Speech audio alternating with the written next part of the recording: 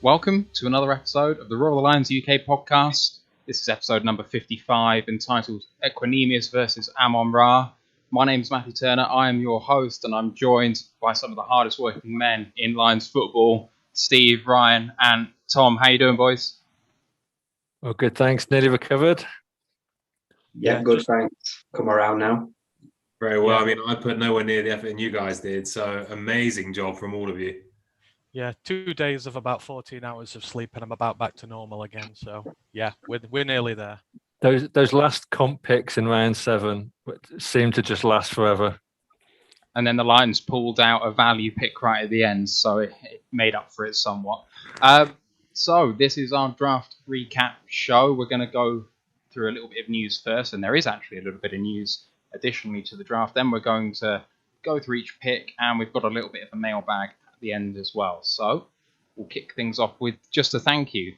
Thank you to the boys for the massive effort. We did 22 hours of coverage, which I think is about level with what PFF managed to put out. I think it's more than any Detroit-facing fan site managed to put out. Most people did 1 or 2 days. I know that we aren't experts. We're not full-timers on this, but we are properly passionate people. And if to the boys for doing it, to anyone who was watching it, thank you so much. It made it so worthwhile, especially those who asked some questions, got involved. That was really, really cool. And thank you to the guests for coming on as well. We had 25 guests from other teams come on and show tremendous depth of knowledge and engage with us in really great faith. That was really cool. We had Roger Goodgroves on as well from NFL UK and the British American Football Referees Association. He was really great. Snapped back at Ant right at the end as well, which was good value. So if you want to have a look at that, that's about holding referees to account for poor decision making, which is something which is very topical at the moment and something we all need to kind of think about and look at. And he spoke about that really, really well. So that's it, boys. Thank you so much for all your efforts. It was not just the time that we actually were live, but the 200 hours or so that we all put in together for it. But the best part of it was that the Lions actually pulled out a good draft. Spoiler alert. It kind of made it all worth it in the end, didn't it? I know a few months back when it was, sort of us floating the idea around of doing something for it, I don't think we ever envisaged that it would get to such a degree with us having guests on from all over the place, officials on as well, as you reminded me, getting rebuked by him as well. But I think considering, for 2 months work, our first time doing this, everyone involved, I think we couldn't have really asked for it to go much better, and I'm already looking forward to next year's iteration. Yeah. What a display of kind of the UK American football community as well, that you can get people from most of the teams, and all of the teams, but most from the UK, and have those kind of conversations and almost fill that much time in as nice a way as possible. Like I say, that's a lot of time to be talking ball. So yeah, I thought it was awesome.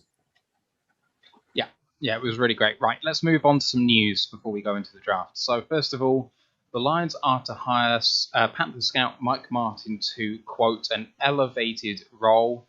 Not quite sure yet what that elevated role is. That hasn't been established, but it could send the sign out that someone from the Lions scouting department is on their way. I know there have been some rumours about that, but there's nothing hard and fast in the reputable media. I won't mention one organisation which has something out because I don't think it's a respectable source, but it could sign that one of our larger guys in the scouting department is on their way as well. So we'll keep our eyes on that one. Darren Fells, it's been revealed in the last hour, is visiting the Detroit Lions. He was last with us in 2017, from memory. Had 28 targets for 312 yards and 4 touchdowns at Houston last year, and has had a couple of really good years there. After not doing much for us a few years ago, he was criminally underused, and especially in the red zone where he's a big threat. So hopefully we can get that one over the line for some much needed tight end depth. And in the last 15 minutes, it's been revealed the Lions have signed former XFL long snapper Scott Daly, who's formerly of Notre Dame, which adds to the 7 other Notre Dame players we have currently on the roster, we must have one of the biggest contingent of Fighting Irish players in the league at the moment. So there we go. Any thoughts, boys, on scouting department? Fells, any memories from his time here? I think Fells at the minute, I think that would be a good signing. I was talking to you before we came on air. I think, if TJ were to go down with an injury, we need a guy who has red zone threat, who is still sort of a threat in the passing game, because Hill's here for his blocking, and we know we know exactly what he's here for. So I think it's good veteran depth, and I think it's just a sensible signing, really. I think it's safe to say you kind of covered it in a nutshell there. Criminally underused tight end. And that's something you could say about Detroit for years, because we had Logan Thomas, who actually made the transition pretty well. And then we got rid of him. He went to Washington and suddenly exploded. So if we can get him back this time and utilize him a little bit better in the red zone, we might actually get out of him what we should have got the first time. Yeah, fingers crossed. I mean, if we can utilize 2 tight end sets with Hawk and him, that's going to be really hard to face, especially with people who are effective in the red zone on the wideouts as well, like Amon-Ra, which we'll come on to later. But he's a red zone threat. A couple of the undrafted guys are red zone threats as well. So, as well as Tyrell being 6'4" and rapid. So, it's shaping up to be a smash mouth brand of football. And when we hit you up in the red zone, it's going to be tough to play against us. So I can see the plan of action already. Right, let's move on to the draft. And before we kick off, we did have a couple of questions going into this, and I'm just going to ask them now. I'm going to put them out there now so that we can consider them as we go. And the main one there, is how do we pronounce these guys' names, and we'll take you through that. But also, we'll ask it at the end, but keep it in mind as we go through. If you could undo any of the Lions picks and replace that player with one of your own that was available at that time, who would it be? So as we go through, try and remember where we were on the board, who might have been available, and then maybe we'll pick 1 or 2 when we get down to the bottom. So let's start off with pick number 7, Penei Sewell. So Penei, but like the pasta. Penei Sewell, tackle from Oregon. He is a left tackle in college, but actually played the entirety of his high school career at right tackle, and then came on to Oregon and immediately started at left tackle as a 17-year-old. Have a look at his tape. It's absolutely spectacular what that guy could do at 17, 18, 19 years old. Boys, he kind of fell into our lap, probably at least the number 2 non-quarterback offensive player in the entire draft, maybe the number 1, depending on who you listen to. Steve, how did you feel at the time, and how do you feel now? Yeah, I think we were really lucky. I said when we did our preview show that there was 3 players that were elite players that we had a chance of getting one of the 3, and that was Pitts, Chase, and Sewell. And the way that the draft fell, with the 49ers taking Trey Lance, but then the Dolphins taking Waddle, when I think it was maybe expected they would do something differently, just dropped Sewell in our laps.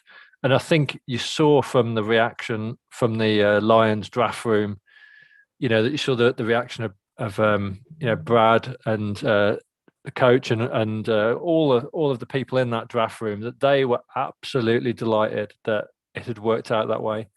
And I think not the flashiest pick out of those 3 skill players, probably I guess the least highlight reel from a skill point of view, but I think someone that's going to make a massive impact on the franchise, because this guy is just an absolute juggernaut. And if Dan Campbell obviously wants to open up the run game and use Jared Goff in the play action, and to do that we need to have a credible rushing threat, and this guy is going to do that, because he is going to open up some lanes.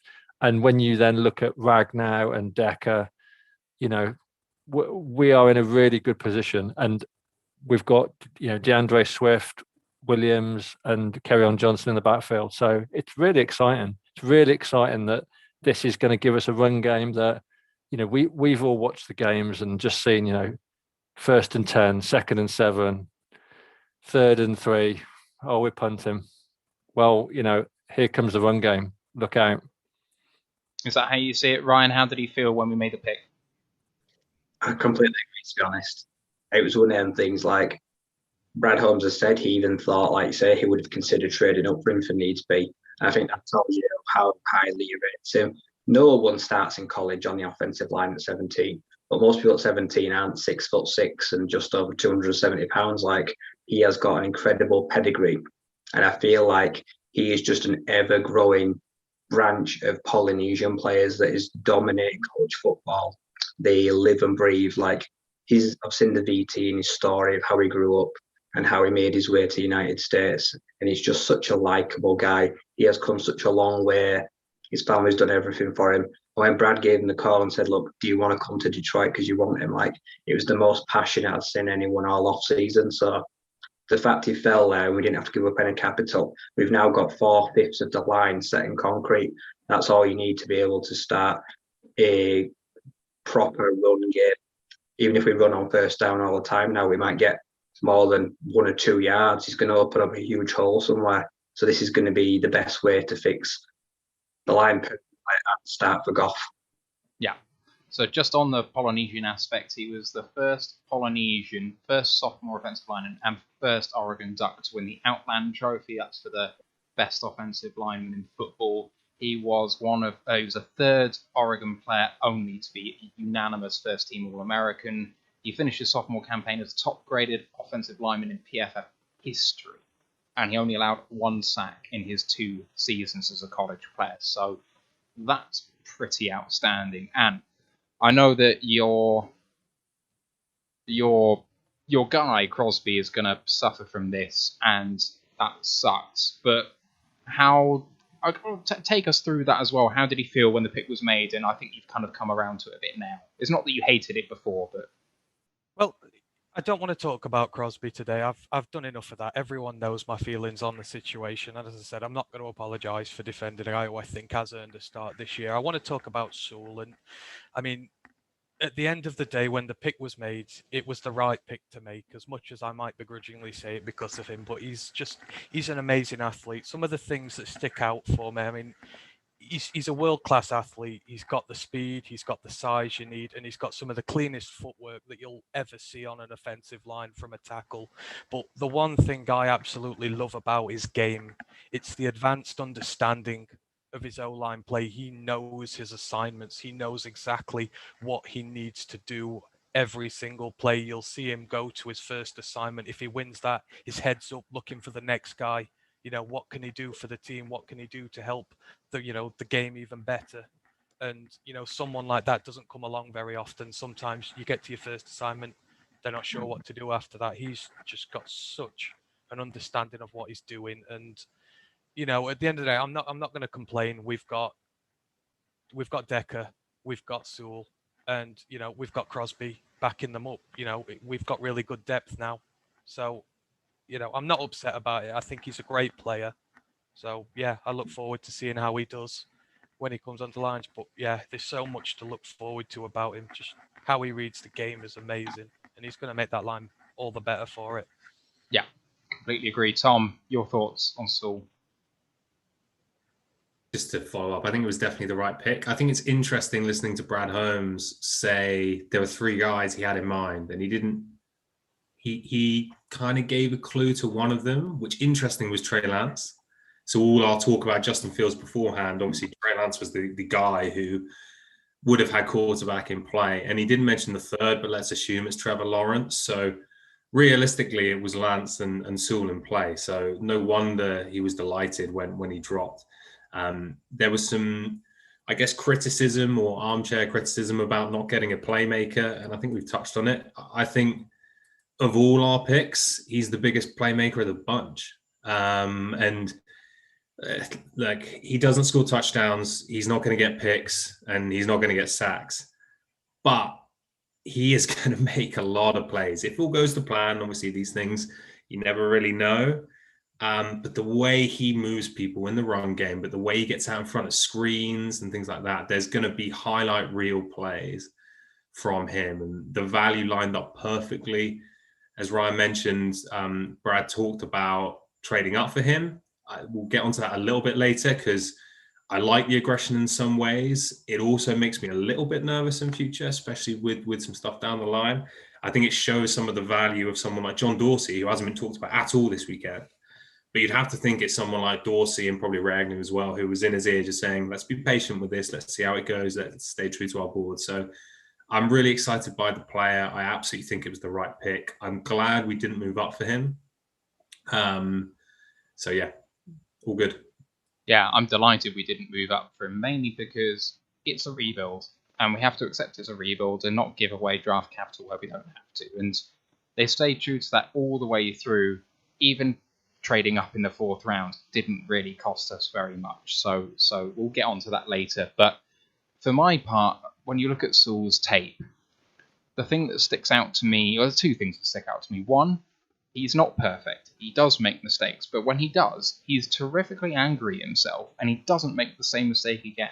He actually learns. He actually thinks about what he's doing. He is engaged during every play. He's not on automatic pilot. And that's probably one of the biggest compliments I can give, is that he is a thinking player.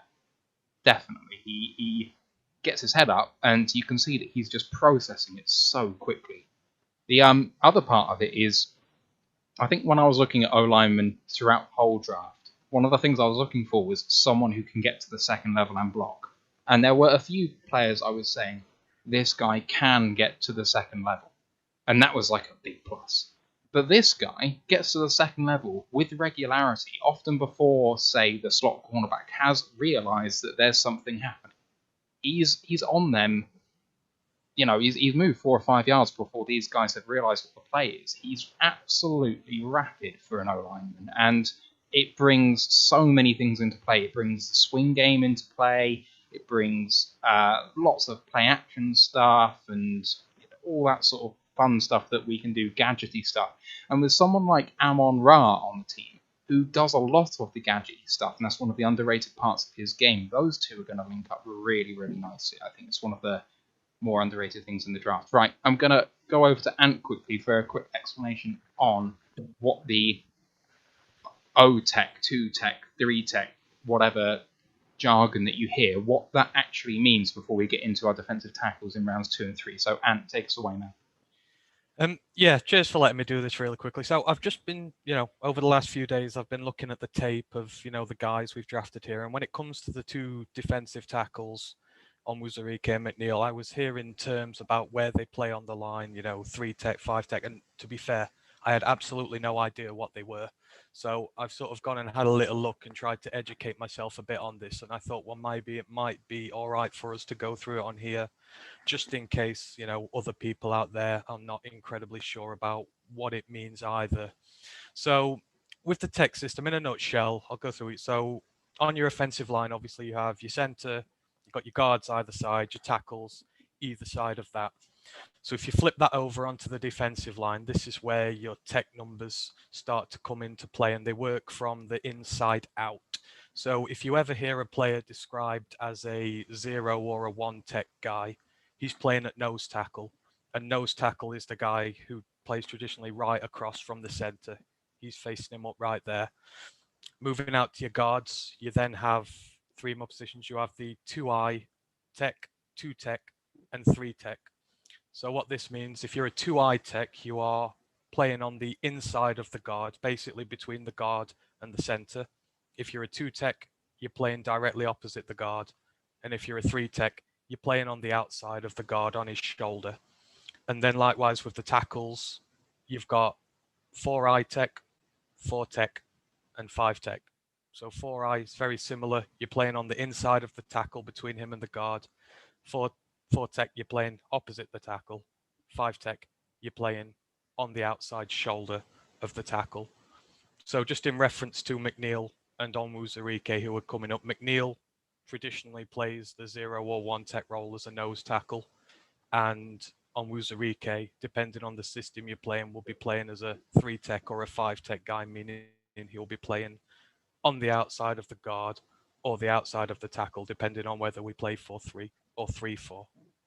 I just wanted to kind of try and clear that up. I hope it's not too complicated, but it depends where on the line they are. But if anyone's a bit more technically gifted here than me and can eloquate it a bit better, feel free to. But that helped me a lot, just understanding where guys line up across the line. No, that's absolutely perfect, man. The larger the number, the further you are away from the centre is the basic way of thinking at it. And further outside of that, you've got your 7 tech and your wide 9, and they're your edge players. So that rounds off the line pretty nicely. And we'll move swiftly on then to pick 41 and Levi Onwuzurike. And my nice little hint for how to pronounce this guy's name is take the woo out of his name and then say exactly what's there. Onwuzurike. It should be harder, but it's not. So it literally just that Onwuzurike. He is a defensive tackle out of Washington. He played a lot of nose tackle in college, straight over the center at 0 technique or 1 technique. And this is because at Washington they had a mantra of just putting as many athletic guys on the field as they could. And it actually worked very, very well for them. There's lots of tape of Levi shifting along the line at the point of the snap and beating people inside against some really big guys, especially on double teams as well. He's particularly impressive at that. Let's go straight to Tom and go in reverse order. Tom, you've done a little bit on Levi. What do you think? So ultimately coming out, he was a guy who was projected potentially as a late 1. And we picked him up, 9-10 picks into the second. So the value's there. I love the fact we've got a penetrating 3 tech. In terms of Onwuzurike as a player, so I was really excited about him coming into the Senior Bowl. He got injured after the first day, or potentially sat out after the first day. I wanted to see a little bit more, and I actually soured on him slightly during the process. And I know we're going to talk about lots of positives about the Lions draft class, so I don't mind maybe just dipping a little bit lower. So I'm maybe not as high on Onwuzurike as a lot of people are. I do love the fact that we're getting someone who's going to move us more towards 1-gapping. So I think as we talked about before, and as people who have obviously followed the Lions over this offseason, previously we played 2-gap system. Players on the defensive line have to control 2 gaps. We're moving now to a more penetrating 1-gap scheme. We don't really have guys who can do that. So I love the investment in the D-line. Obviously, fans talking about, we've already got depth there. Our D-line was sorted. Why are we putting players there rather than wide receivers? But realistically, if you look down our previous depth chart, especially guys who we think are going to be here past this season, there was not much there. There was bodies, but there wasn't real talent. Now, Onwuzurike has a chance to be a really special player, which is exciting. I think he's quite boom bust. In that it could very much go one or 2 ways, but super explosive. He's got a brilliant first step. When he does get out of his stance quickly, he can jolt back offensive linemen even when they think they have the step on him. So there's loads of really positive things. He's slightly underdeveloped as a pass rusher. He's relying a lot on athleticism, and that's partly to the point around him playing the 0 tech and the 1 tech as a nose tackle. He hasn't needed that to the same degree. And actually, when I saw reps of him playing the 3 tech, which he did do, which is where he will probably translate to the NFL, he would quite often just try and engage the guard up front, which isn't hugely helpful. We want someone who's going to pin their ears back, hit the gap, and try and work through. So he's slightly underdeveloped. I think the advantage is because we do have bodies this year, and because we have guys like Trey Flowers who will take reps, he doesn't need to play 80% of our snaps year 1. And I really don't think he will. I think he will come in as a situational guy and maybe play 50% of snaps this year. So I think there's lots to be excited about. It's one of the few picks where I would have taken someone else. But yeah, there's lots of excitement for the future anyway. Just to qualify something for, say, some of the Brits who don't grow up with the game, talking about 2-gap or 1-gap system. So as far as I understand it, and correct me if I'm wrong, 2-gap system is where a guy has to kind of stay pretty much up front with a lineman in front of him so that he can react either side of the person who's against him to stop him from getting through the gap. 1-gap system, you're trying to get through that gap to plug it and attack the quarterback or the running back. Is that roughly that? Yeah, exactly. So let's just imagine it's a run play. If you are 2-gapping, and let's say that you're over the center, your responsibility is the gap on the left of the center and on the right of the center. So traditionally, you're going to be bigger and stronger because you need to manhandle the man in front of you. and be able to move into both of those gaps. So traditionally, you're going to be bigger, stronger, not as fast. One gap, in the name itself, your only responsibility is one of those gaps, and therefore you can be more aggressive in hitting it and trying to break through, because you don't need to worry about the other gap. Traditionally, that's going to be filled by potentially another scraping defensive lineman, but more likely a linebacker. So it means you can be way more aggressive on the defensive front rather than just having to hold your position and almost play defensively on the defensive side of the ball. Makes a lot of sense. And how do you feel about Levi? You know what? I really like some of the tape I've seen on him now. Obviously, Tom's been through it a little bit there. Schematically at Washington, he was used a lot as a nose tackle, and he just isn't that. That's not his game. Onwuzurike, he's a guy who, he likes shooting for gaps. You put him on the outside shoulders of guys, whether it's on the guard or the tackle. He loves going for those gaps and using his athleticism to get to the quarterback. I love his hand movement. I love the leverage he gets on players. I think if you're going to be using him, you need to use him as that 3-tech or 5-tech guy. He is a disruptor who can cause a lot of problems to offensive lines if he is utilized properly. Now, I think the one big thing that stood out is pad level is a little inconsistent. Sometimes he goes too high, and that just stops him right in his tracks. But, that's a coachable thing that you can get out of him. And I think, with the right coaching in the right scheme, I think he's going to be a really good player. Like I say, he gets great penetration, but not only that, he keeps his eyes on the quarterback. There were several examples where, even though he wasn't getting through on tackles, he was able to bat passes down because his eyes were always on the quarterback and he was reading where the passes were going. So if he can't get at the QB, he can always help defending the pass as well. So I like the pick. Maybe in the second round, that will probably be the place where there might be a few other guys I might have liked as well. But looking at him and McNeil coming up, I think we've got two very versatile guys who bring a lot of different things to the table, and we're going to be able to rotate a lot. The linemen are not going to get worn out, and we can bring lots of different packages to the table now. But I look forward to seeing him.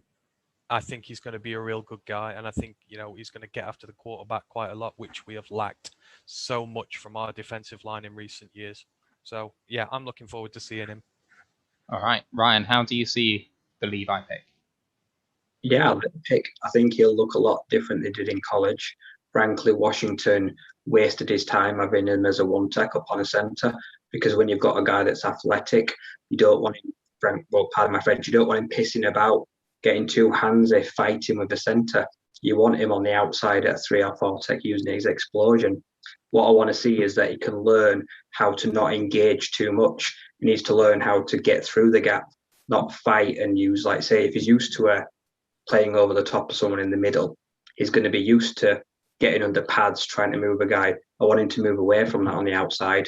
I want him to see him get through the gap and round. So this is where I think his athleticism is going to show instead of his raw power.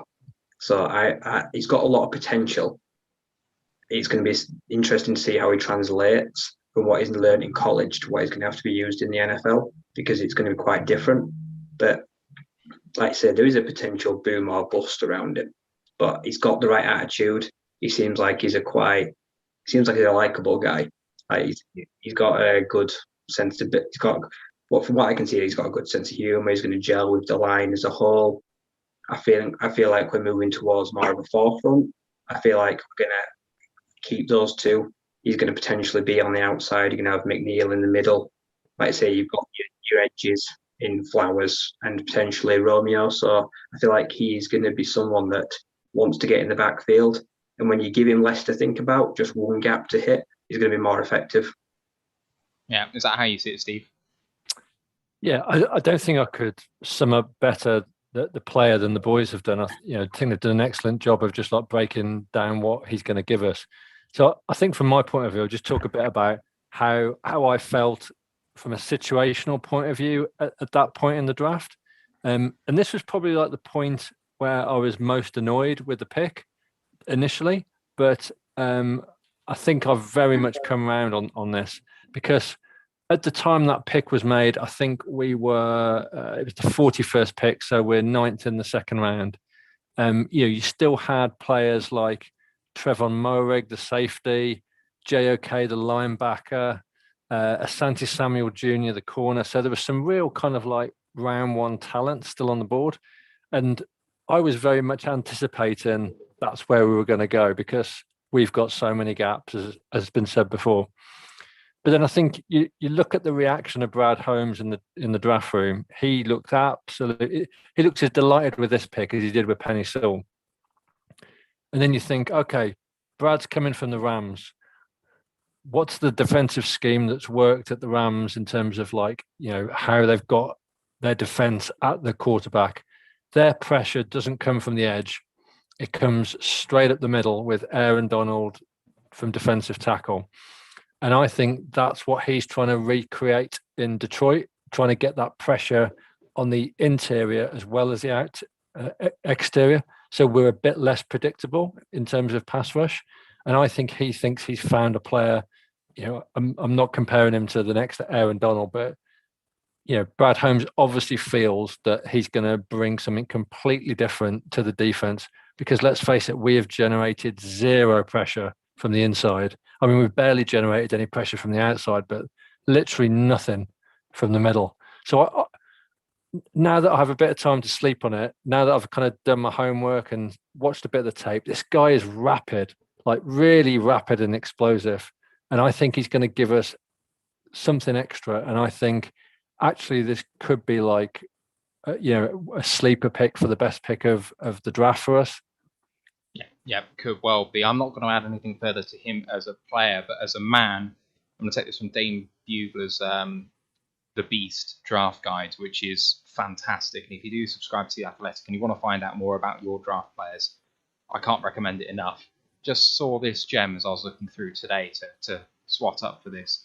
He had a 3.7 GPA in high school. He was drawn to Washington for the academics as much as the football program. He graduated with a degree in sociology with one of the highest GPAs on the team. And then it also goes on to say that he was sidelined for much of the week of the Senior Bowl due to injury, which might explain some of the poor performance that Tom was talking about earlier. So this is going to be one of the smarter players on the team. In terms of work ethic, it's clearly there. And Ryan alluded to his sense of humour. If you haven't seen his introductory presser from home, it's 8 minutes that's well spent.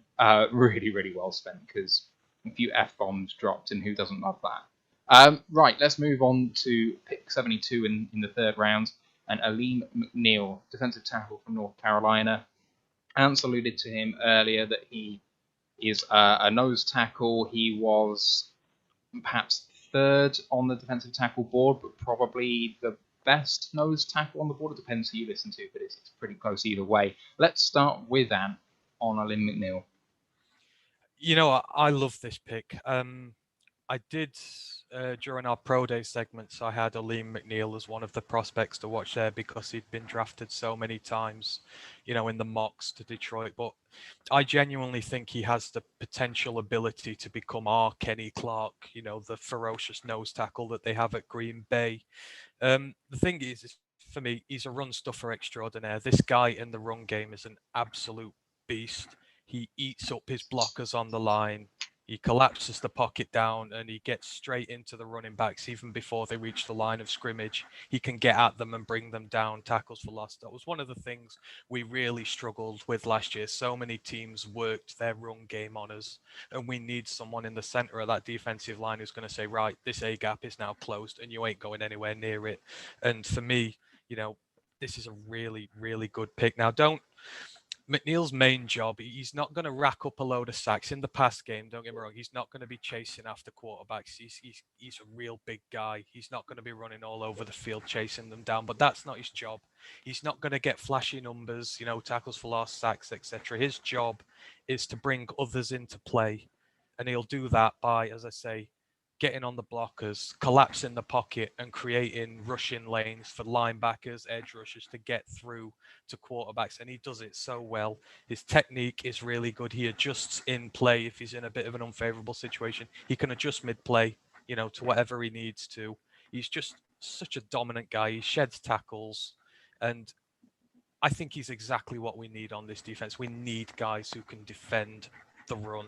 and I'm looking forward to seeing him play. I think he may take a little bit of time to adjust in, but I mean, man, we're going to have some really dominant players on this line. And given the state of the centre groups in the NFC North this year, Corey Linsley's gone. The Packers have got a new guy in there at centre. I'm not really high on the Bears or Vikings guy.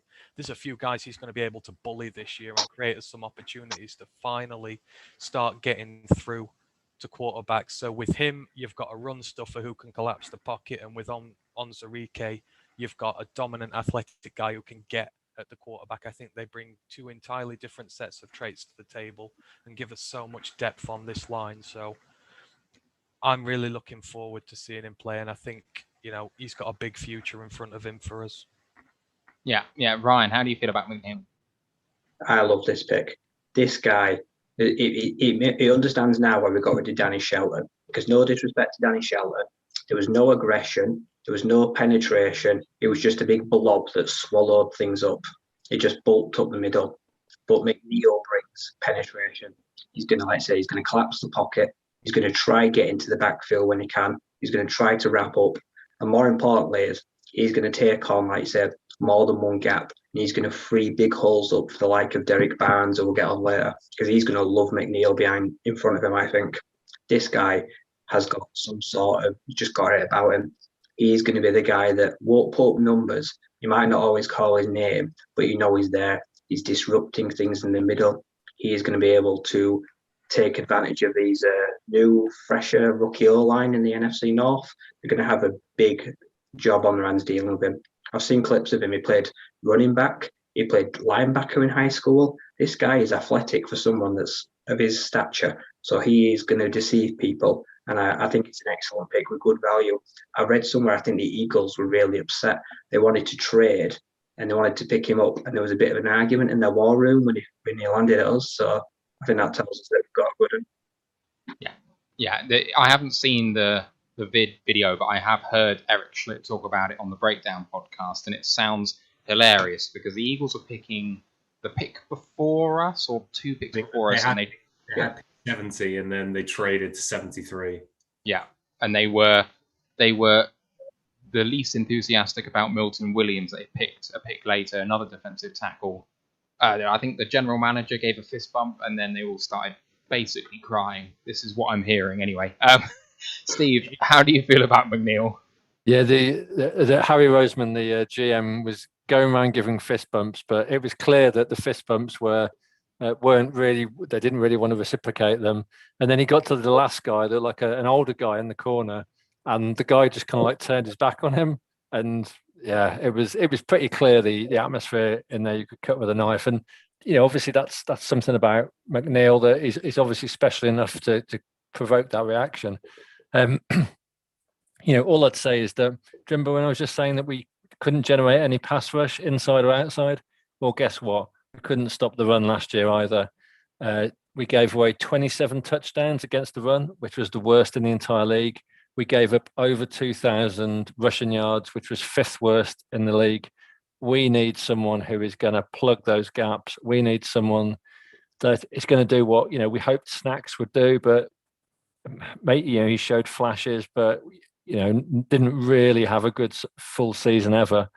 And we hope that McNeil's going to be the guy that absolutely shuts down the running backs. We've got to play Aaron Jones twice. We've got to play Dalvin Cook twice. Even the Bears ran on us last year. Hopefully McNeil is going to be the answer to that. Yeah, is that how you feel, Tom? Yeah, I mean, predominantly he is a nose tackle by trade, but he's another elite athlete. And in 2019, he still had 5.5 sacks. And I think last year his PFF grade for pass rushing was around 80 as well. So he can still push the pocket. He didn't have much from a technical standpoint, but because he is so explosive, and because, like you say, if we can get him over one gap, he'll need to two gap as well, because that's what the nose tackle needs to do. But I really think he's going to be a problem affecting all three downs. So yeah, really like the pick. I think the value lines up perfectly. Again, the Eagles video, everyone should go and watch it. It's amazing. It's like that kind of awkward guy at a party that no one wants to speak to, who's going around trying to give fist bumps. they were absolutely devastated. And you can see it from their standpoint too, with the Lions having just taken a tackle. The chances of them coming back and getting another, they obviously thought there was no chance. So Brad Holmes already making enemies in the NFL, but very excited about this. He will need to develop. I think he will play more start snaps and more snaps than Levi, which is fine because of the position. I think what it does tell us, there was two guys in the predicted scheme in the front seven that didn't really fit, or two roles, I guess. So Trey Flowers isn't really a three technique, and John Penasini isn't really a one gapping nose tackle. Both these picks address those two problems. So Trey Flowers is good enough that he will still play the three technique and play it well, but he's probably not long for the franchise with his contract.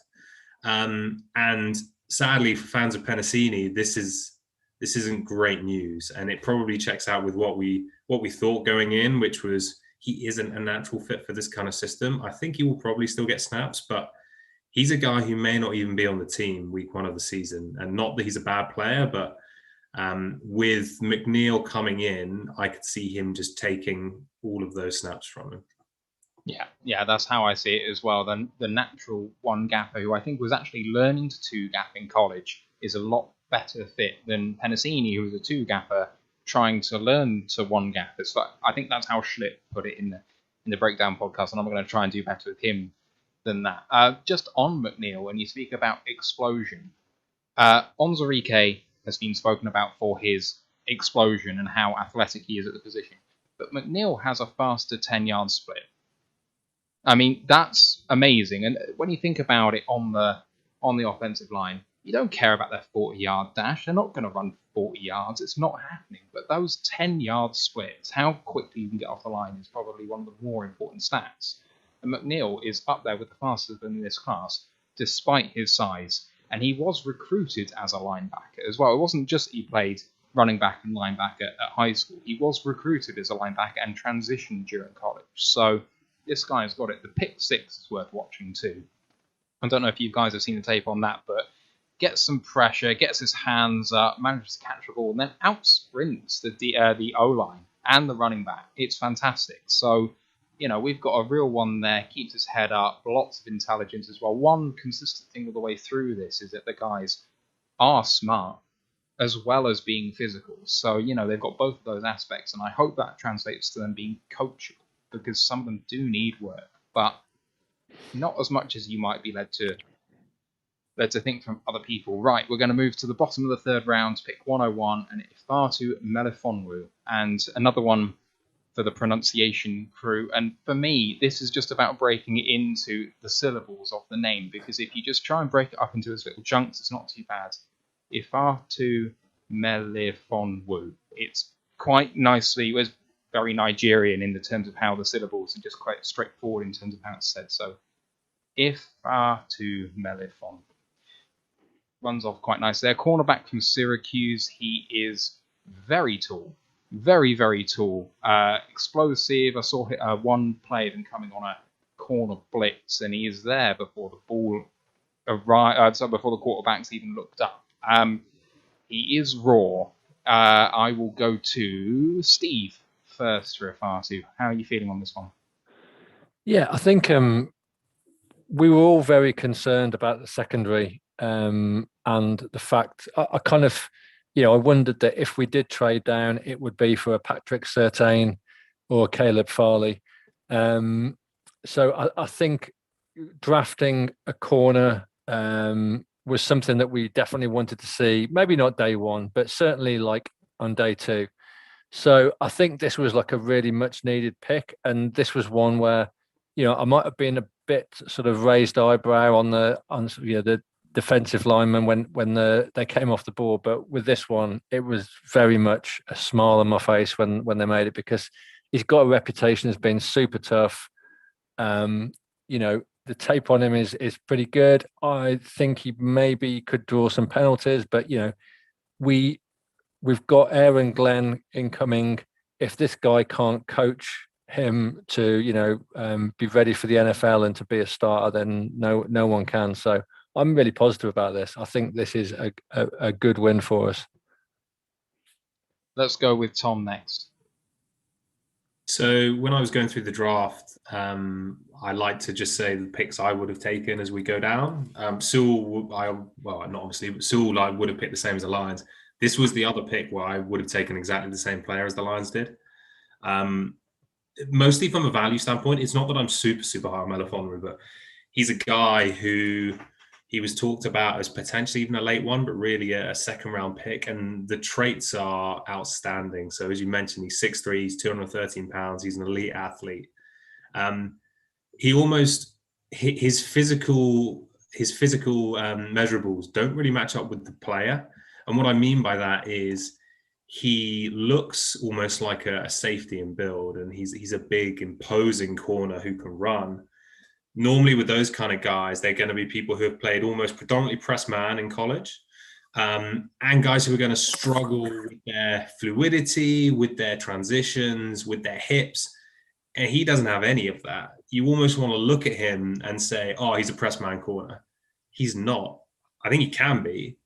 That's not his skill set. And actually, I'm slightly worried about him coming in year one and being asked to do that. If you watch him at the Senior Bowl, he got turned around quite a lot when he was up on the line because he hasn't done it before. I think he's played under 200 snaps in press. So what he does have is incredible agility for his size, an ability to mirror guys, and he's played a lot of zone.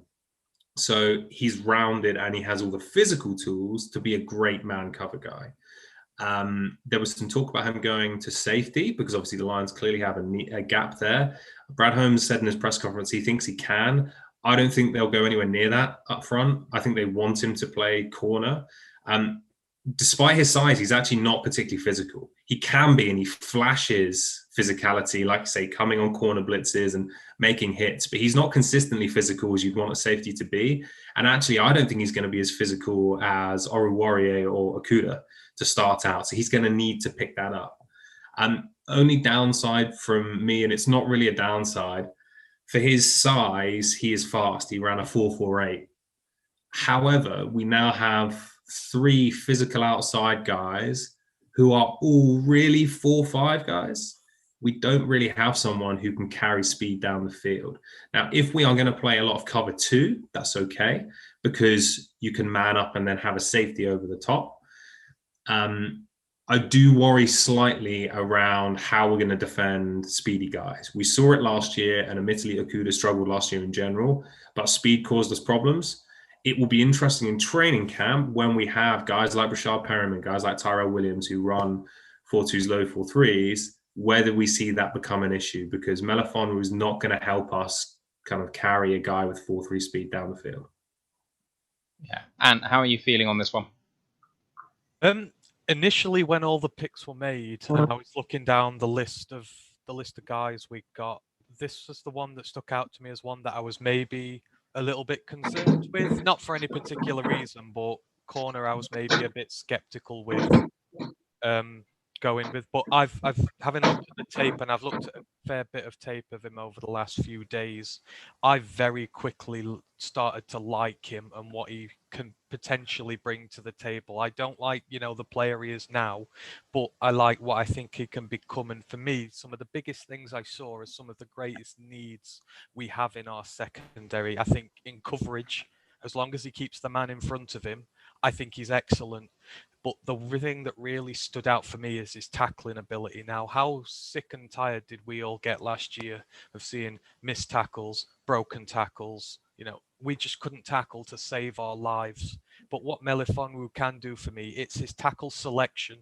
Depending on the situation he's in, he knows exactly the right type of tackle to make. So on tape, when he was against speedy guys, he would wrap them up.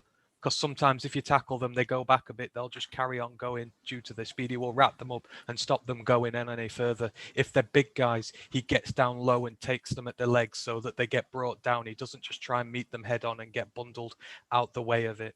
If he's covering screen passes, his closing speed is rapid. He gets there and he just hits the man as hard as he can so he goes nowhere. And I really like that trait about him. His ability to make the correct call when it comes to his tackle selection, because my God, I was sick and tired of watching us blow tackles last year because guys just weren't doing it properly.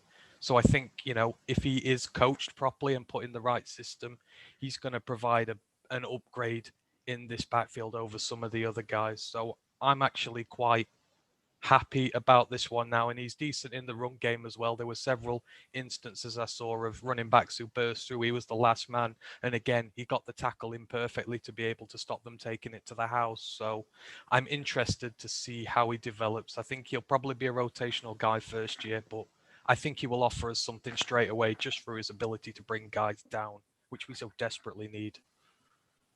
Yeah, Ryan, how are you feeling on this one? Mixed emotions, to be honest. I don't trust him, as Tom said. I don't trust him in cover one. At the line of scrimmage, he seems like he could potentially be a liability if he's going to let anyone get behind him. He's going to have to learn his trade working inside out, because I don't want to necessarily put him straight on the outside and throw him to the wolves. He's probably the most direct competition we have to Amon-Ra. Like I say, he is the one that's going to worry about him applying his trade. He's got the build for safety. Like I say, that doesn't necessarily mean that he's going to flourish there if he's potentially moved. Like I say, he's played a few different positions. He's obviously got the IQ that he can work in. He can work outside. He can come down. Like I say, if he's in a cover three, he's got the size and speed. So coming down, he has got that closing speed to play the run if needs be.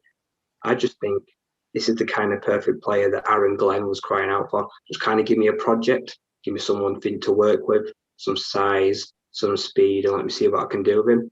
Because like I say, his tackling ability makes up for a lot of it, because this team for years has missed so many tackles. And Okuda, like I say, last year was a great tackler when he was healthy, but that wasn't very often. And there was tackles blown all over the field. So this is someone that is going to start rotating in gradually, give him a reduced workload, and I think eventually he'll be able to get up to game speed in the NFL. Like I say, we know it takes corners maybe 2-3 years to actually learn how to play at the next level, but I think we're going to give him a lot of time, and he comes from learning a good system as well, because a lot of his teammates were drafted, so they've built a good unit, so he brings a good pedigree to the league.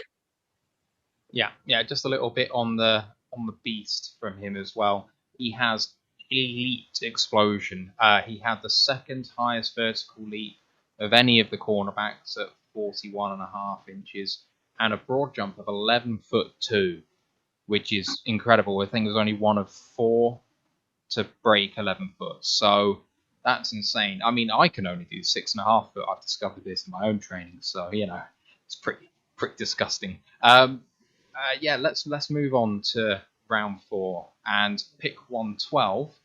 And we discovered during waiting for pick 112 that we'd actually traded up to pick 113 as well, which was particularly exciting. I'm going to clip that bit just because our reaction's pretty good. But Amon-Ra St. Brown, there's probably some middle names in there as well. I know his brother Equanimeous, as we mentioned for the title of this show, plays for Green Bay, his older brother.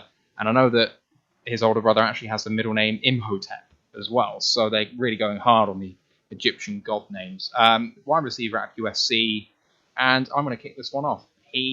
I've watched his tape earlier today, a little bit more than I had done before. And what stuck out to me is that he's pretty consistent in terms of running his routes well. He has a few soppy moments here and there, but he gives the same energy most of the time all the way through. He has a little bit of a drop problem, but he lines up all the way along the line. He can play flanker, he can play inside out. He loves his little gadget kind of runs. He could do the jet sweep. He lined up at running back. He plays with a great little twitch and hesitation to beat guys, tracking him.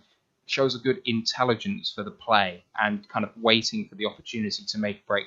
He does lack home run speed, so I don't think you're going to see him as a burner over the top, which is probably one of the reasons why I see him starting at slot. For us, there's an obvious role there for him with no obvious other starters. So that's how I see him fitting into our scheme. Let's kick back off with Ryan.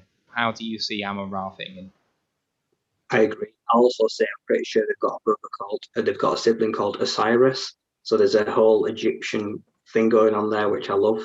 I saw a quote today from my quarterback from college, Jaden Daniels from Arizona State, and he said from what he's seen of him, He goes, he's a first down waiting to happen on every play, which tells me he's someone that knows his down and distance. He knows where the line to gain is. He runs his routes well. He will sit around that area if needs be. Like I said, he won't take the roof off your defense. He's not that fast. He's big. He's like, say, he's nearly 6'2", so he's got a bigger build than you'd usually put in the slot. But he's going to learn his trade from the inside and work out. Potentially, could be a one-day, could be an outside receiver. He has come from a good system. He played with Keaton Slovis, a good quarterback. He's very trusted. He's got good hands, and like you say, he's able to take the handoffs. He will do the trick plays. You can use him on the jet sweep. You'll put him on a reverse if needs be. If you get the ball in his hand, he's going to make something happen. He's a short to medium guy that will hopefully try to get some yards after the coverage. I think he will crying out for a wide receiver in this draft. And I think that he fell to the 4th was just a really solid value pick. Yeah, how do you feel about Amon-Ra, Steve? Yeah, I mean, in terms of the picks, this could be one of the most important because it's a position that we probably have not only the most depth at, but the most kind of fragility in terms of the people that are on the roster. When you read up on St. Brown, I think his dad was Mr. Universe or a Mr. Universe contestant. So twice, Mr. Universe twice. I saw a picture. He looked a big fella, and there's a lot of talk about his physicality, his toughness at USC. I just want to point out, we're not the Baltimore Ravens. We don't draft wide receivers just to block. But I've also seen that he's one of the best contested ball catchers in college football in the last couple of years. And there's been some comparisons to Golden Tate for his ability to run routes and make contested catches. So I'm kind of positive on this. I think it feels like a great value pick, but I think out of all the picks, this is the one that we really have to get this guy to develop, because if this guy turns out to be a bust, it leaves us thin. Yeah, it really does. Brugler had him as a 2nd or 3rd round picks, and having him in the 4th does sound like good value. Tom, how are you feeling on Amon-Ra? Yeah, you touched on it. The value there is great.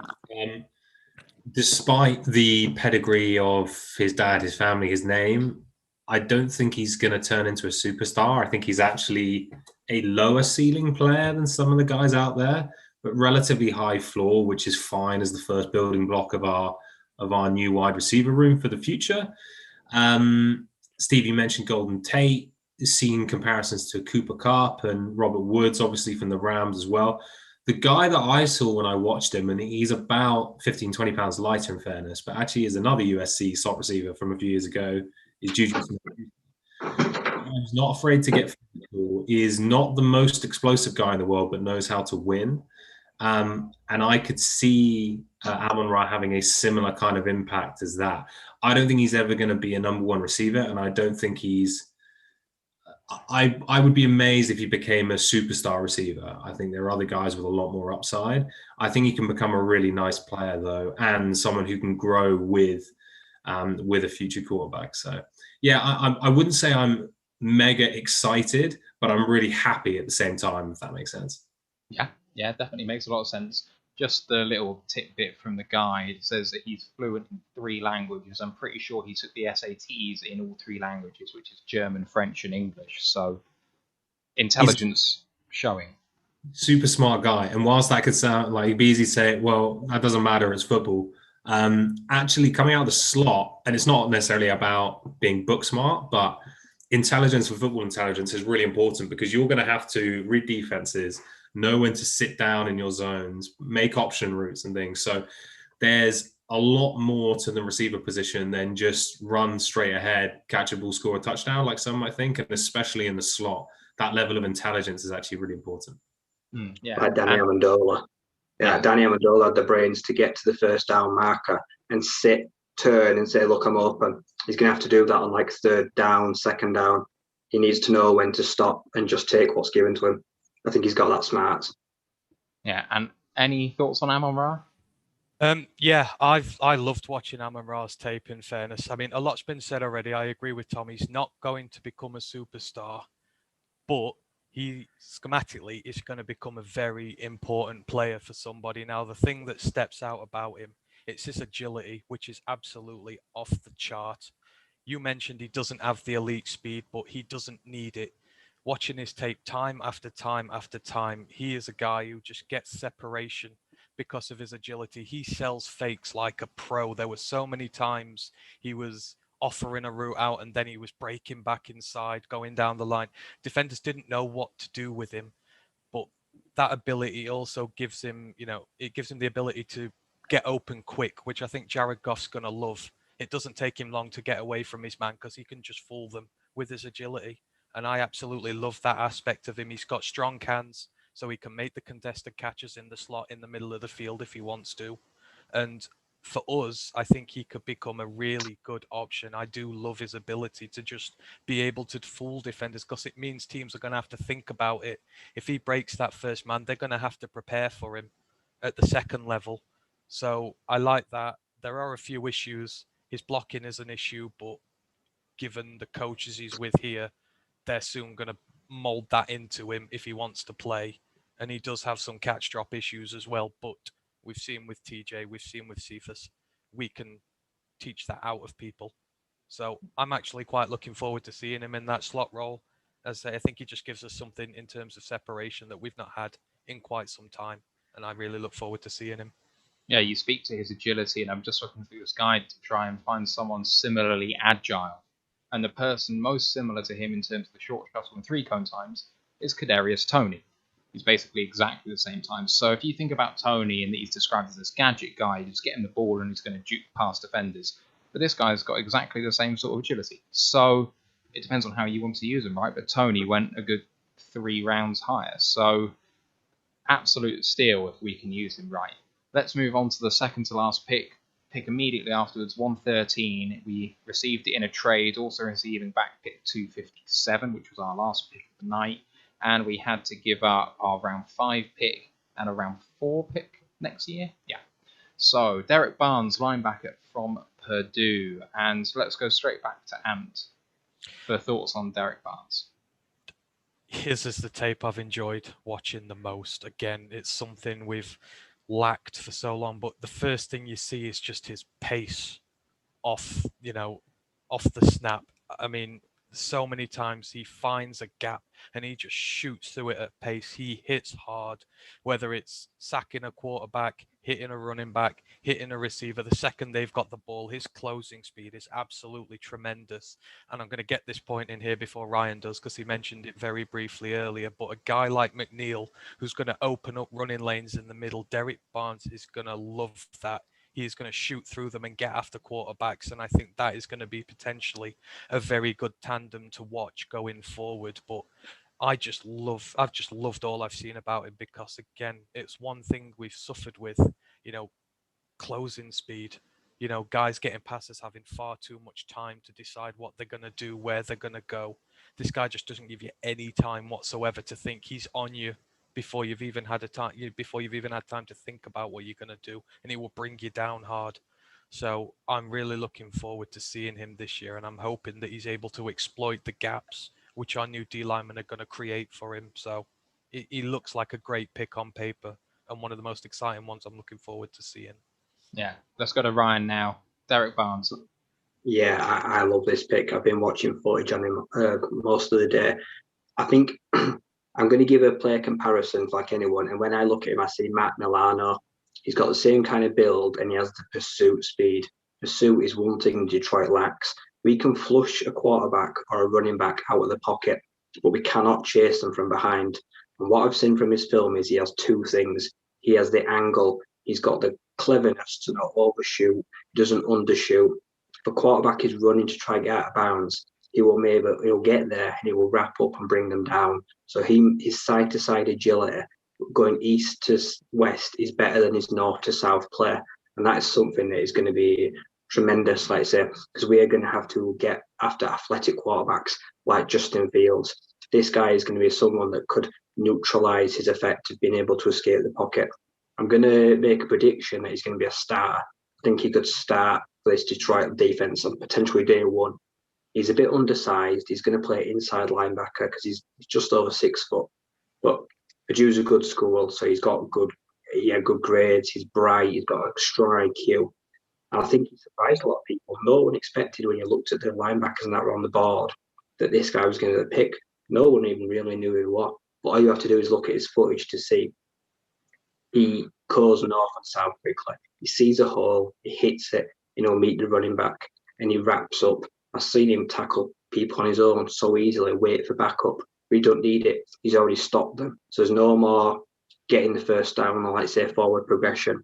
He stops them hard, and then he waits for the backup to come in, and that's all we need. So I can't wait to see him. Yeah, I completely agree with you. I saw that on tape as well, the pursuit speed. But one thing I do find interesting from his pro day was he did all of the drills, apart from the 3-cone.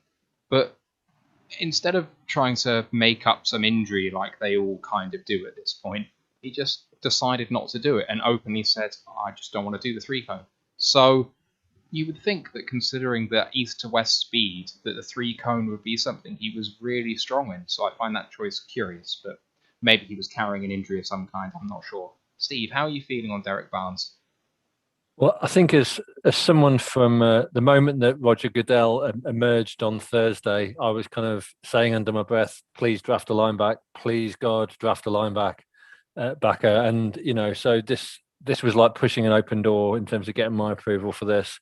I like what I see in his, relative athletic scores. This is a 238-pound guy that can do the 40 yard in 4.58 seconds. So yeah, he has absolutely got that closing speed. 29 on the bench, which is like, great to elite. A great vertical. I mean, this guy sounds like a problem. I've seen a bit of the tape, and yeah, he absolutely has the potential. But going back to other picks, what this guy needs is he needs coaching. And he we've seen. I don't really want to give much time to talking about Jared Davis, but a classic guy who on paper looked absolutely fantastic and certainly looked the part, but just didn't seem to be able to do it on the field, and just time and time again made terrible mistakes, terrible decision making, and missed a lot of tackles. So let's see how the Aaron Glenn can coach and get the best out of this guy, because he could be great. And you, Tom? So the player, he does have some Jared Davis to him in terms of play style. The player he reminded me most of when I watched his film was Micah Parsons. And I don't say that to say he should be a top 10, top 15 pick. He shouldn't be, but they're similar players. So for all the guys who fancied Parsons in a Lions jersey, this is a guy from an edge background who's explosive. He hits hard. He's got great vision in the run game, which is something Jared Davis didn't have.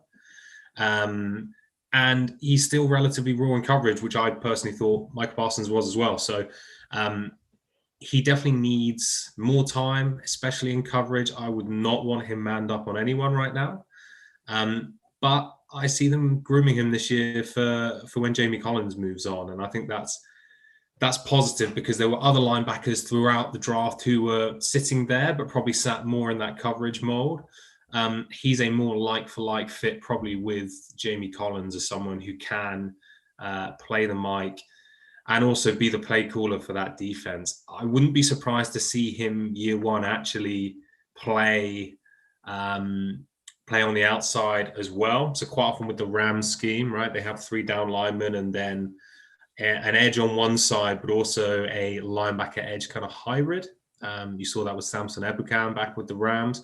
Wouldn't surprise me if that's how Barnes got on the field early in year one, because I don't think they're going to trust him in coverage as much. And there was talk about him playing that second linebacker role next to Jamie Collins, so instead of Anzalone. I just don't think he's probably there yet from a coverage standpoint, but we'll see through training camp. He's going to offer on special teams as well. So overall, I think the player is really exciting. To go back to something I touched on earlier with Brad Holmes being aggressive, this is where I had a bit of a problem with it, to be honest, which is moving up 40 picks in the draft. I don't think the value is necessarily there. I think if you listen to his press conferences throughout the end of day, he wanted to move up for Sewell, but he was told to stay, or he was advised maybe to sit and wait, and he did. He wanted to move up for Ozarike, and he sat and the play arrived. Now, I'm not saying Derek Barnes would have stayed to 153. I think it's quite a high price to give up this year's 5th and next year's 4th, especially considering we're expecting to probably pick in the top 10, maybe the top 5 next year. Now, as you start day 3, everyone gets to go home from their draft room, see who's on the board, and really plan out the top of day 3. I think that pick at the start of day 3, top of round 4, is really valuable. It's more valuable than maybe what the draft value chart would say. So personally, I really didn't like the fact that we gave up a 4th and a 5th to draft him for a guy who's probably a circa 4th, 5th round player. But at the same time, his tape is so much fun. He's going to be super easy to root for. So excited for the player. I just personally didn't like giving up the draft capital to get him. I think maybe. Sorry. I was about to say, I think maybe you touched on the point there about him being groomed to replace Collins, but I know he was a team captain at Purdue, wasn't he? And I think, we are lacking leadership in that part of the field. So if we have brought him in for his leadership ability as well, then maybe that's what Holmes is seeing, reaching up for him in the draft maybe a little bit. Yeah, and I think you're exactly right. He's clearly one of Holmes or whoever in the scouting department, but he's clearly one of their guys from that room. And if the player hits, it's great. If they don't, and you look back and say we gave up a 4th and a 5th to get him, then that's where the problem goes in. So you've got to, I like the conviction to go and get him. It just makes me a little bit anxious as to how aggressive we're going to be to go get kind of our guys in inverted commas. Yeah. And I think Green Bay took Isaiah McDuffie in the following round. Probably like 20, 30 picks afterwards. So from Boston. So I'd be really interested to see at a McDuffie and our guy who makes the biggest impact next season. Yeah, just to finish up on him. So 3-year starter at Purdue. He was an inside linebacker in a 3-4 hybrid scheme. He initially started as an underclassman at outside linebacker, or the Leo edge role, as Tom kind of touched on, that he's the sort of role he might play with us in year 1, and then he moved to off ball and actually ended up at Mike. I think if you watch his highlights on YouTube, which obviously aren't representative, you'll see a lot of him as an underclassman at that Leo role, because that's where he got a lot of his sacks. In 2019, he had 7.5 of them, but in 2020, in only half the number of games, but he had no sacks. He still led the team in tackles in 2020 from the off-ball position, but he's not great in man, as has been highlighted before. So it's going to be interesting to see what role he takes up. I think he's going to be a core special teamer at worst. So that puts his floor pretty high for us, I think. Okay, let's move on to our final pick, third to last pick of the draft, Jamar Jefferson, the running back from Oregon State. And this was one I actually looked up earlier to find that he had a 4th to 5th round grade on this Bible that I'm looking at here. And if you've seen his press conference, he's angry when he's being picked. Are you happy to be here? Aren't you grateful to be drafted? Is basically the implication of the questions he's been asked by several people all in a row. And you can tell he's trying to keep it all together, saying, man, I should have been drafted in the 3rd. He had a higher opinion of himself than maybe some of the other GMs did, but maybe they had a lower opinion of him than some of the media guys did, and maybe that was propping up his expectations. But if you have a look at his tape, he has a terrific hesitation to him and an ability to see the field. He hasn't got the home run speed. Same with Amon-Ra. I don't think you're going to see him break for a touchdown from 60, 70 yards. I just don't think that's going to be his thing.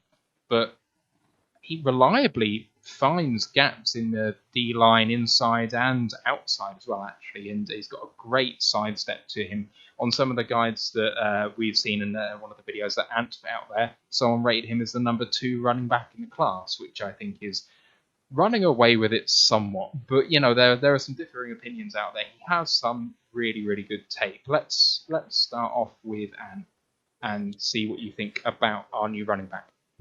It's interesting because he's been stuck in my mind a while, because I watched the Oregon State game at the back end of last year, and he rushed for 226 yards and 2 touchdowns in that game. And by no means were the Ducks a bad side that year. You know, they were pretty good. So this wasn't low-level opposition he was going up against. And as you say, the thing that stands out with him, it's his vision.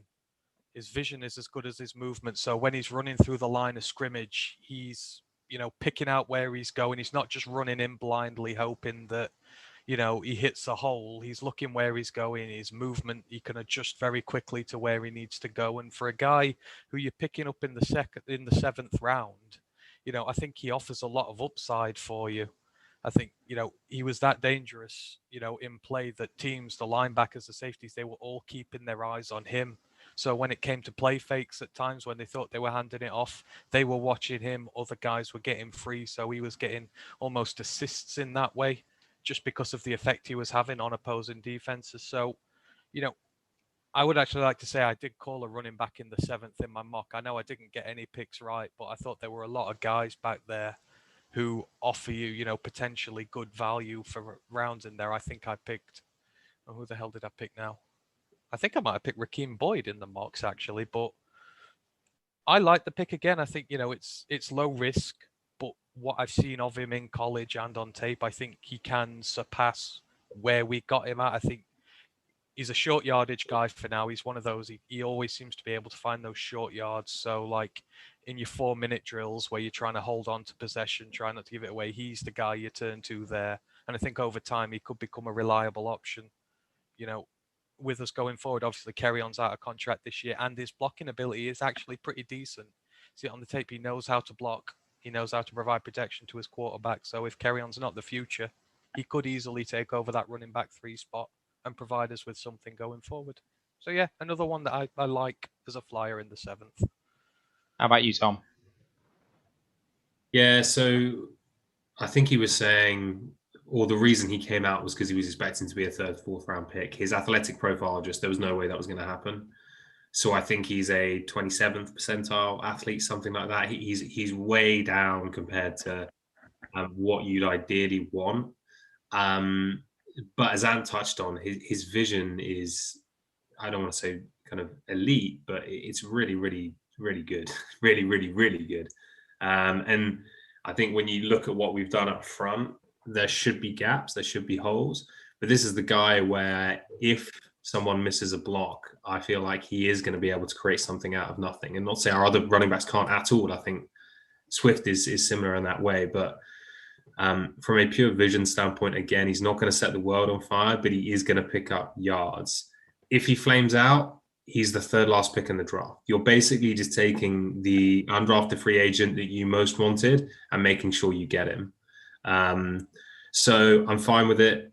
I'm not expecting massive things. Brad Holmes and the Rams had a tendency to pick up running backs and spend draft capital on running backs. So the fact that we waited till the 7th to do it is a bit of a relief, especially that we know they wanted to go best player available throughout. Yeah, I mean, he's not a guy I would take, but if you're ever predicting picks at 257 in the draft, then you should go buy a lottery ticket because, you know, you're just not going to do it. Kay Johnson's a guy that I would have loved to have taken here because he fell all the way out and actually went to an undrafted free agent, but you can't complain with a 7th round pick. No, I find the athleticism or lack of interesting because he was a track star at school. He ran the 100 in 10.86 seconds.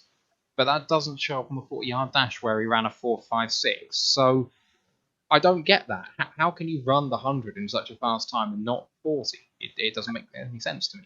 And there's plenty of plays on tape of him kind of scoring 70-yard touchdowns, 80-yard touchdowns. Now, again, that's at the college level. It's not at the NFL level. But there's something there. He's just not twitchy. He's not explosive. If you look at someone like Amir Abdullah, who from a few years ago, who didn't have top-end speed as well, but was explosive in certain ways, but didn't really have the vision. Jamal Jefferson is kind of the other side of that, which is he's not that twitchy and he's not going to make big jump cuts and things like that and shake people out of their shoes, but he's going to see the gap, hit the hole and pick up yards. And he's actually sneaky physical for a guy who's not a big build. I think he's about 215, 5'10".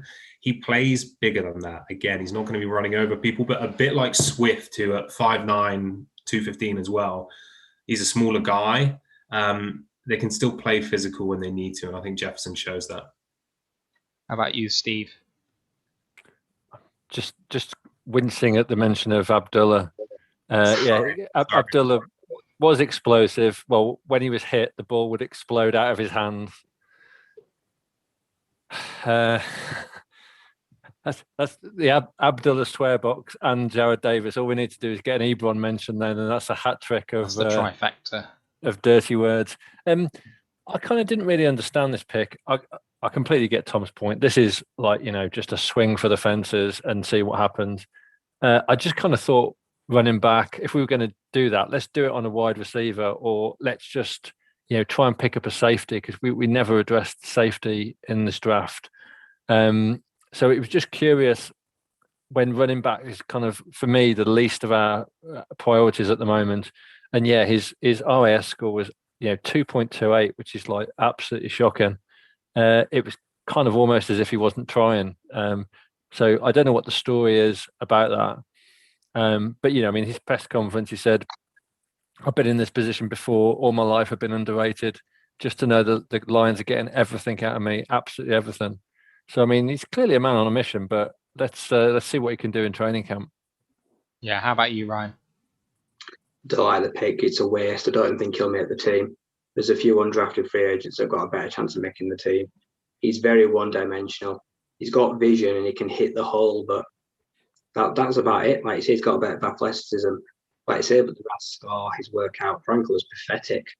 He can say what he wants. Like he's got a chip on his shoulder. He's upset no one took him, but I'm not buying it. When I look who went undrafted, this is going to be a pick that's just going to be total waste. Like probably like Jason Huntley. They'll just be one of those last year. It'll be a flyer and a running back that didn't make any sense. When I look at Cade Johnson, even the two wide receivers we took, Sage Surratt would have been a better pick. Darius Washington went undrafted. This guy, I think they literally pulled a name out of a hat. And that's all I've said. I'd much rather had a Darius Washington than this guy. I think that's maybe a tiny bit. If we're going on running backs, then obviously we've got Swift as the number one. Williams is the dual receiving threat. I don't think there's going to be much left for another guy coming in. I think Jefferson offers his own little bit. I think as a short yardage guy, he's better than the other two, maybe. And I think, you've got potential there. So I think that's maybe a bit harsh, but he's never going to be a running back one for sure. But you need depth. You need good depth in your team. And I think he can offer that.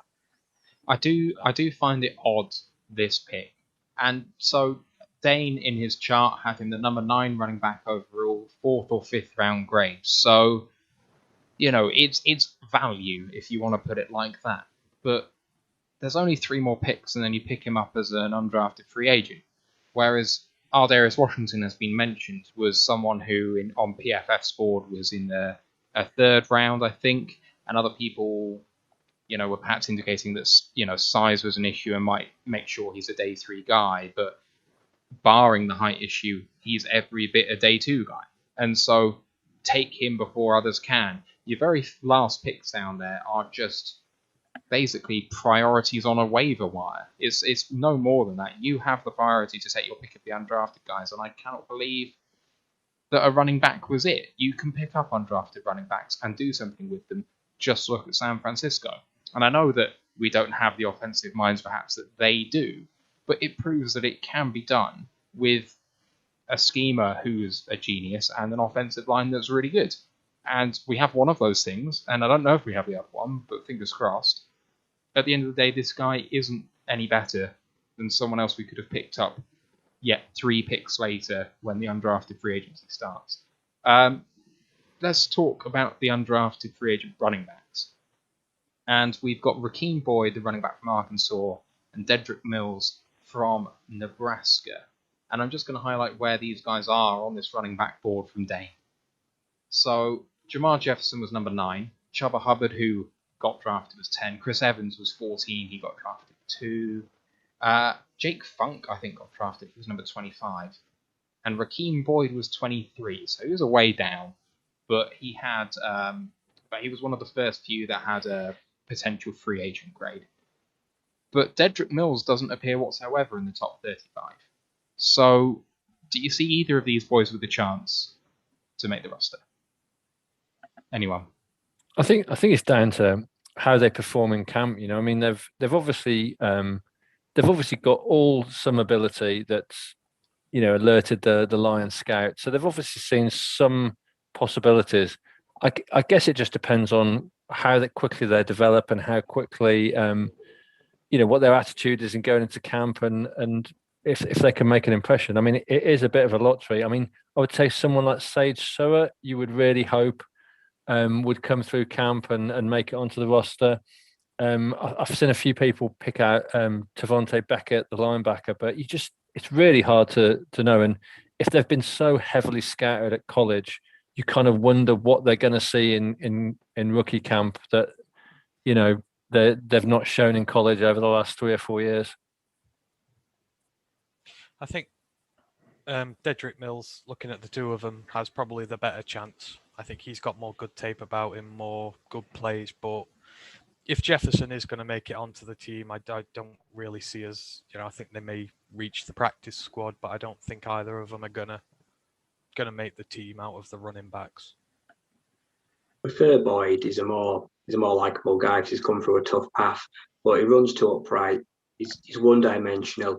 He'll probably end up getting hurt because, like I say, he just doesn't offer that agility. Like I say, he's going to take too many hits. He doesn't know how to use his body very well, and he's carried the rock. But I don't think he will stand much of a chance, unfortunately. All right, let's move on to the wide receiver group then. Jonathan Adams Jr., the wide receiver from Arkansas State, he comes with $90,000 guaranteed. Javon McKinley from Notre Dame, he's got $100K guaranteed. And Sage Surratt, who's been mentioned before, from Wake Forest. It feels like all of these guys have a chance, especially with that guaranteed money out there. Any thoughts, boys? I like Adams. Jonathan Adams Jr. Go on, you go. No, we got the same answer. It's fine. I like Adams. There are, you know, Adams Jr. is making the team. He will make the team easily. He's bigger, he's stronger, he's faster. He's a better Tyrell Williams, and he's a red zone animal. He dominates defenses. I've watched so much of his football. He is brilliant at going up and jumping over people. He loves a contested battle. He's a fantastic player, and he put massive numbers at Arkansas State. Like he was the go-to guy for a few years on a bad team. Like he shouldn't even have gone undrafted, I don't think. We should have taken him with the 7th round pick. I flagged him on Twitter during his pro day as one to watch out for later on, and I'm really glad we've got him as a UDFA. He's just got a human highlight reel of great catches, contested in the red zone, and, you know, he offers something that a lot of the other guys we have don't. Now, I'm under no illusion that been in the 7th round, there are issues with him, but I think, you know, for what you've invested in him, which, you know, he's just a free agent, you're not investing too much. I think his upside is huge. And if you can just get his all-round game up to a good enough level and then take advantage of the mismatch he offers, and Campbell always talks about mismatches. Well, he is a mismatch in so many ways for defensive backs. And as I say, his contested catch ability is probably better than what Kenny's was. I mean, just some of the catches he makes are unreal. So I hope he makes the team.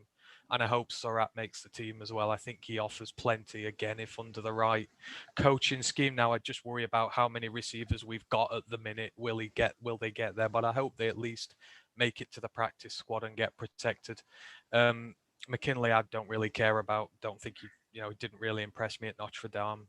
And I don't think he's going to get the team. So he's the one out of the 3 that I don't really care for. But the other 2, I do hope are in the team in some form this season. Yeah.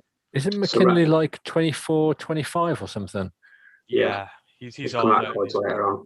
He's there. I like Surratt, but the problem with Surratt is when you watch Sage Surratt, he runs through treacle. He's so slow. He's not athletic. He's painful to watch. But he carried a Wake Forest offense with Sam Hartman because he has got good hands. He knows how to run clean routes. He can get just enough separation, like you say, but athletic-wise and speed-wise, he offers you very little, and that is the reason he went undrafted. He is going to really struggle against some of the best corners to get any separation when he doesn't have any of that speed to get off the line.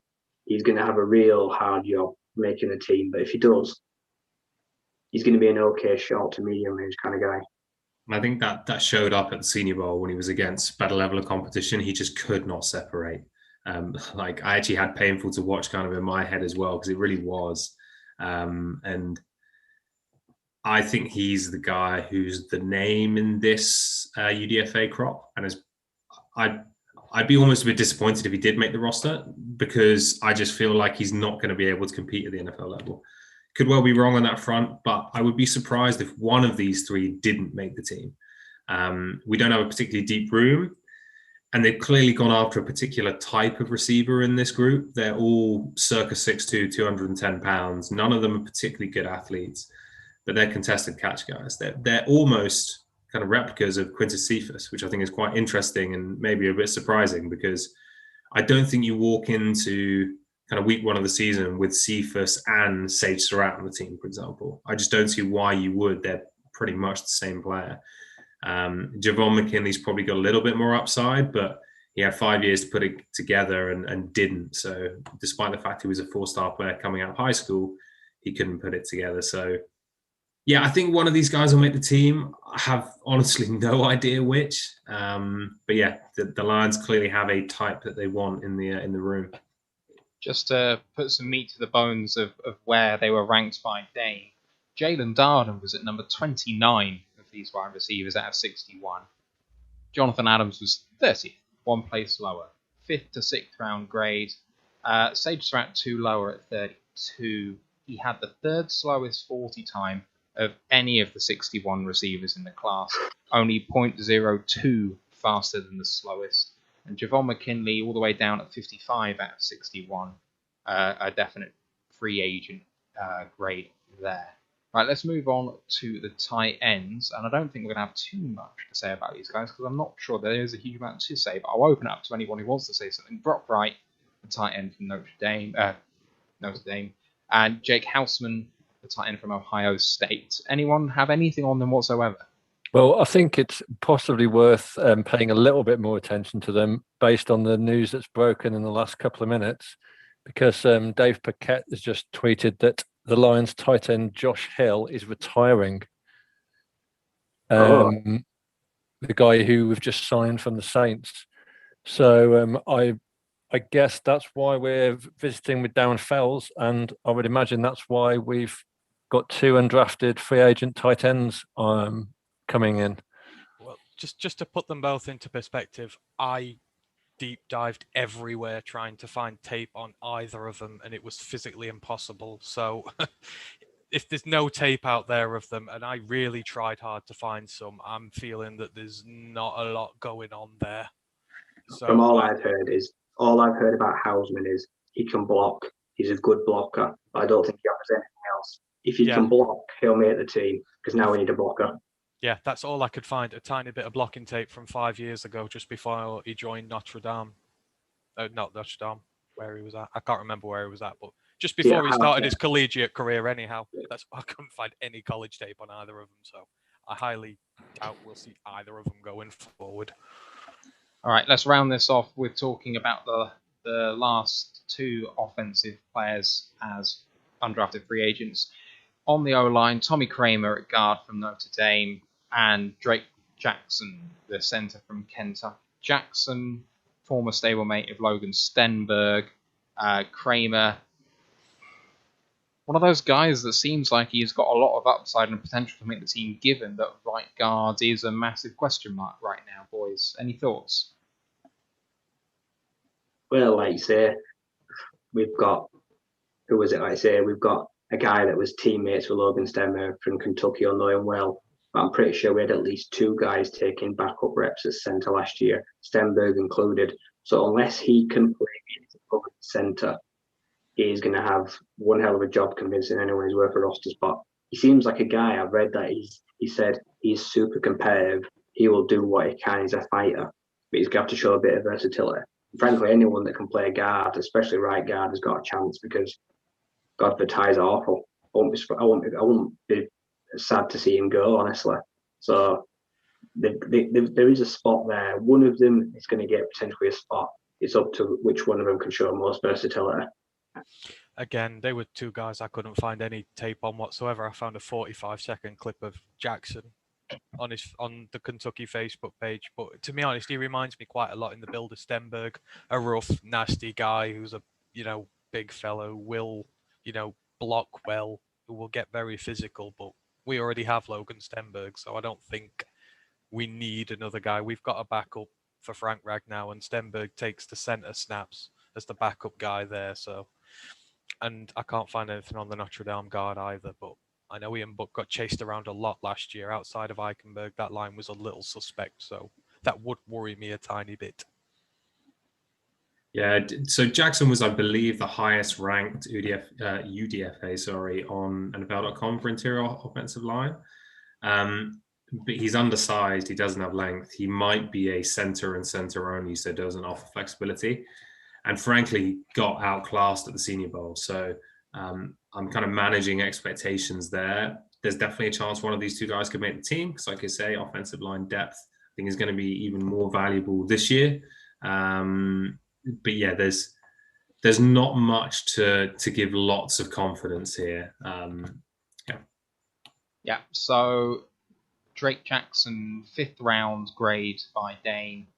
Undersized is right, though. He was the smallest centre in class. He was the lightest centre in class. He had the shortest arms, the smallest hands, 2nd smallest wingspan, and he was the oldest. So none of that sounds particularly good. The only thing about that is because he's clearly got so many limitations. Like, fair play to him, and he must have something about him that he's still able to compete, because everything about that screams he shouldn't be relevant in the NFL draft, but he is, and he still had a 5th round grade on him, and he was still one of our higher ranked UDFAs. So, there must be something about him. He must want to compete. Being in that Kentucky setup, he's going to be physical. So, it'll be interesting. It wouldn't surprise me, like, say, if he or someone else makes the 53, but yeah, leveling expectations, I think. There was footage of his one-on-ones from the Senior Bowl in which he looked fairly good at that, but it's not the most to go off in the world, to be fair. So No. I mean, the weaknesses we've highlighted, the only thing that Dane says more is that because of his size, he tends to lunge, which makes him unbalanced. But he does say, in terms of the strengths, quick-footed blocker, quick to hit his landmarks, flies out his stance, with balance to execute reach, blocks or falls, strong technically, sound hands to strike and slide his lower body into position, flashes a rapid, tight punch. There's lots of nice words on there, but physically, is he just too limited? I don't know. I do think that the whispers pre-draft of Stenberg having really struggled through the season and facing an uphill battle to make the team might see Kramer and Jackson both have a chance to make the team individually as just a centre and just a guard, over Stenberg trying to do both not particularly well, but we'll see. 4 undrafted free agents on defense. Let's just take them all together. Devontae Beckett, linebacker from Marshall. D'Angelo Amos, DB from Virginia. Jerry Jacobs, cornerback from Arkansas. AJ Parker, cornerback from Kansas State. He comes with 35 grand guarantee. Boys, take it away while I take one. Beckett is the sneaky guy in this UDFA class.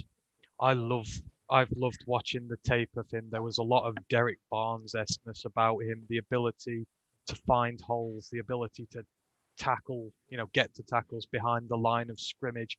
And I think the reason he's fallen to undrafted free agent status is that he comes from small school. Marshall isn't the biggest school in the world. And I know he did have an arrest some time ago, but by all accounts, his personality issues are not a problem anymore. And he was a team captain there as well. But what makes me think the Lions are really interested in here, they specifically went to the Marshall Athletic Pro Day, and only 12 teams went there. So they saw something in him which a lot of teams haven't. And I think looking at his tape, he has the potential to make an impact at the NFL level. And, I'm actually quite looking forward to seeing how he does. I think he'll make the roster because we've not got that much depth at linebacker. I think we'll take a chance on him, and I think he'll surprise a lot of people. So out of all the undrafted free agents here, for me, he is the one to watch to make a really big impact on this team for what we're spending on him. Yeah, so the other guy I'd mentioned is D'Angelo Amos, and that's less to do with what he can do on defense. So he's a safety, but also returner. And I think for a team that lost Jamal Agnew, there's obviously an open spot there. Now, Amos isn't a hugely athletic guy, which worries me, not only from a returner standpoint, but also because he probably fits more naturally as a single high safety.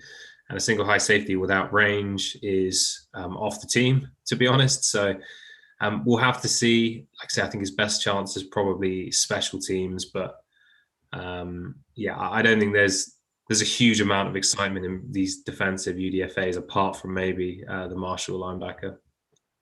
Does anyone know if Jamar Jefferson's a returner? I don't think so. No. I don't think it's there now. I wasn't sure whether that might be the reason why they'd gone for him in the 7th. I don't think he played special teams. I remember hearing that he sat in on the special teams meetings because obviously knew that's his way to get in the NFL. Again, he's a guy who doesn't have top-end athleticism, so he's not going to be a gunner. He's probably not going to be a returner, but doesn't mean he can't get special team snaps in. I think AJ Parker has got a very good chance of making the team. He played 33 games. He was a career starter at Kansas State, and he was primarily nickel, where we're very weak. We don't know if Cornell is going to be here in a year. And Melifonwu was a bit big. If he's going to start an outside working, if he's going to be a nickel corner, but I think he's got a bit of length to him. He's got a few awards in his time, let's say in the Big Ten at Kansas State. So he's got someone that's got experience. He's going to bring with a pedigree, knowing the position well. So I think he's someone that Cornell could take under his wing. So he could take rotational snaps this year. Just a question on the roster overall, but just what we just touched on. So we didn't take Trevon Moehrig in the 2nd round when we could. We didn't address the need for safety at all during the draft. We've not taken on an undrafted free agent at safety. Do you think they could maybe be moulding Melifonwu into playing safety? So I mentioned that slightly earlier that he could. He's got the frame to, but I think you'd rather gamble on him outside as a press corner and using those measurables out there. I think it would be admitting defeat too early to play him at safety and trying to groom him there. Obi Melifonwu, his brother, was a safety, and they actually thought he should maybe go the other way because of his athletic traits. So I would worry more probably from an instinct standpoint of Melifonwu at safety. He probably could do it. I think where you do see him is maybe a matchup piece. So playing almost as a manned-up nickel safety against particular weapons. But I don't think he'll probably play back end where our gap is. So one of those 2 high safeties. I'd say we keep him at corner as well. I mean, for me, if I'm going to make a hot take out of these guys who are here, I think Melifonwu is going to be groomed as a long-term successor to Oruwariye if he doesn't pan out, because he's not got much time here left, and I think he's going to fill that slot if Amani fails. I can see him. He's great in coverage, and he just needs to work on a few little bits, like, say, guys getting behind him, but I think he's really got the potential to do well on the outside. So I would keep him there for now. The Lions have signed one other player. I don't know whether you've mentioned it, but they've signed a guard, Evan Hine. He is out of Minnesota State's Mankato. He has a 9.01 RAS score. So, in keeping with the theme, 6'3", 307 pounds, so a little undersized for a guard. 24 on the bench, so not particularly strong, but good explosion, good 40-yard dash, elite agility, 4.45 shuttle, 7.63 cone at 6'3", 307. So, promise athletically. I don't know anything more than that. He's not on Dane's chart of players available. Apparently, he really suffered last year with COVID, opt-outs, and scrapping a lot of workouts at the smaller schools and that sort of thing. So, just thought I should bring that to your attention. Any more on the free agents? We were talking about the roster in general now, weren't we? Really? Well, I was just going to say our safety group. So I'm just obsessed with safeties at the moment. Our safety group is Tracy Walker, Will Harris, Dean Marlowe, who's played 7 career games in his 6-year career, CJ Moore, who's a kind of special teamer, and someone called Bobby Price, who I've never heard of. So Shut your face. Oh, don't say that. Shut your face. that- Bobby that- Price. Oh, my Just go crush. sign Trey Boston. Just go That- sign Trey Boston. It's not hard. He's that- super we- experienced. He's really good on the back end. It won't be expensive. Like there's safeties on the agent. Now we're going to get signing bonus from Josh Hill back if he retires. We've got money to spend. If we don't sign experienced safety like Kenny Vaccaro or Trey Boston, we're stupid.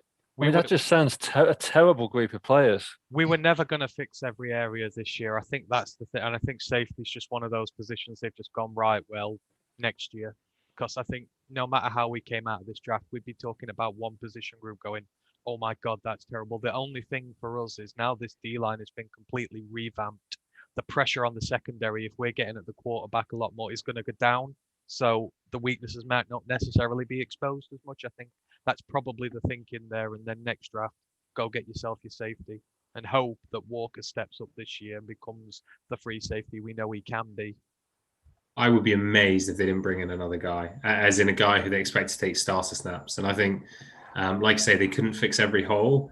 Safety is one of probably the deepest right now in terms of free agents who are actually still available, not undrafted free agents as in vets. So yeah, it's not hugely promising. Again, I know we asked a question earlier about picks you'd like to change or where you would have done something different. Given Owusu-Koramoah fell more potentially because of a medical issue with his heart issue, I think this draft would look even better if we had Trayvon Merrick at that second pick instead of Onwuzurike. Then I feel like we probably had a more rounded class. But like I say, I can't imagine we are expecting Will Harris to play a deep half. I've never seen that in his skill set. And even as Lions fans, he's an easy target, but I also just physically don't think he can do it as well. It's not even that I don't think he can do it well. I don't think he can do it. Dean Marlowe, I'll be honest, I haven't broken down the film, but I can't imagine he's going to be doing it too. So we're going to have to bring someone in realistically to take starter snaps. Yeah, so let's move on to that in terms of picks and swapping and whatever you want. Let's just call it a vacuum, because I do think if we take that swap that Tom's just suggested, if we take Merrick in the second, I do wonder whether Philly trade down, thinking actually Detroit maybe do need a defensive tackle and they take Liam McNeil at 70. But that's not the scenario. Every other pick happens as it does, but you can swap one of your picks. Who wants to shout one out? And let's assume that you can't change the 7th.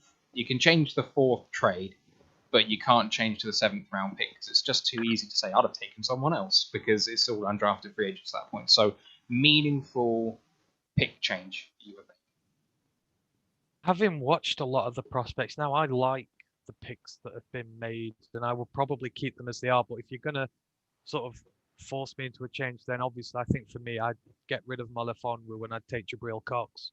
I think him falling that far was an absolute godsend for somebody, and that would be the change that I'd make. But I'm not disappointed with Melifonwu. That's just more personal preference for me. Like you said, I can't change the 7th. I remember you asked me at the time, live, who do you want to take in the 7th? But I said a pick that went like 3 picks before. I wanted Christian Uphoff, the safety from Illinois State, and he was taken about 3 picks before. But if I had to choose, I would get rid of Melifonwu, and I'd taken Andre Cisco. I'd have taken that elite level safety.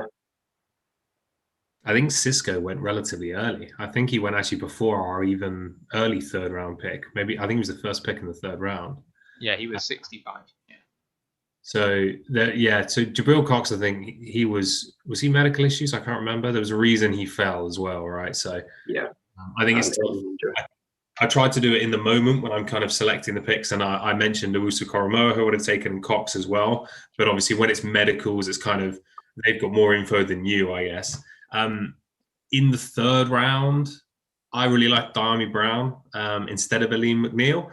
And like I say, I like to do it because I've completely talked myself into Aleem McNeil now. And I think, Steve, you mentioned it earlier, like sometimes a pick is announced and you're like, but then actually you sleep on it, you think how they're going to fit the team and you really like it.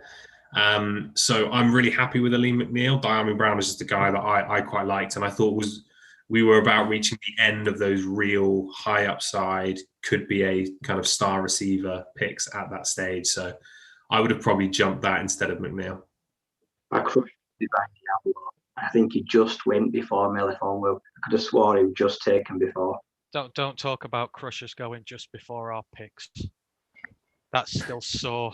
Richie Grant went at 40, one spot before us, and I will never, ever, ever, ever forgive the Falcons for that. Yeah, there was nearly always kind of one pick before there, because there was Richie Grant. I think Aaron Robinson was a guy I also really liked to play nickel. He went one spot before, and then Ryan was saying Elijah Molden, I think, was the other guy who went just before. He went at 100, yeah. All guys who I was like, okay, like I could get on board with this, and then gone. I poured some out of my metaphorical cup when Richie Grant went out. Yeah, I did as well. I said a lot of nasty things about the Falcons, and I don't regret it. I even went to the Falcons UK podcast and said, you better take good care of him. I'm absolutely distraught you've taken him, and they've got a hell of a player there. That was the most jarring point of the draft for me. I'm not going to lie. It's probably even worse than if we passed on him. I'll never know if we'd have taken him or not. Yeah, I'm kind of the same as Tom, except maybe the player's different. I really liked Nico Collins, wide receiver from Michigan. He's a big guy, but really fast. I think he's like 6'4", but like 4.45 40, and great at contested catches. Like, superb RAS of 9.57, and I was like really thinking, like this is a wide receiver that's still on the board that could really make the roster and make an impact. So I was a little higher on him than I was on St. Brown. But I get it. I get what they've done. I get the rationale. So I'm not going to sort of be too unhappy about it. Yeah, the one for me was Levi as well.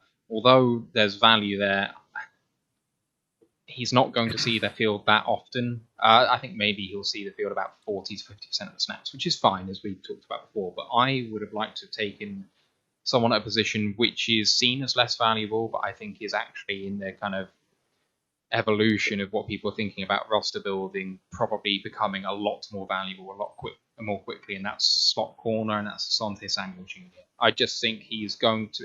People in sub packages now sometimes spend 70% of the snaps there.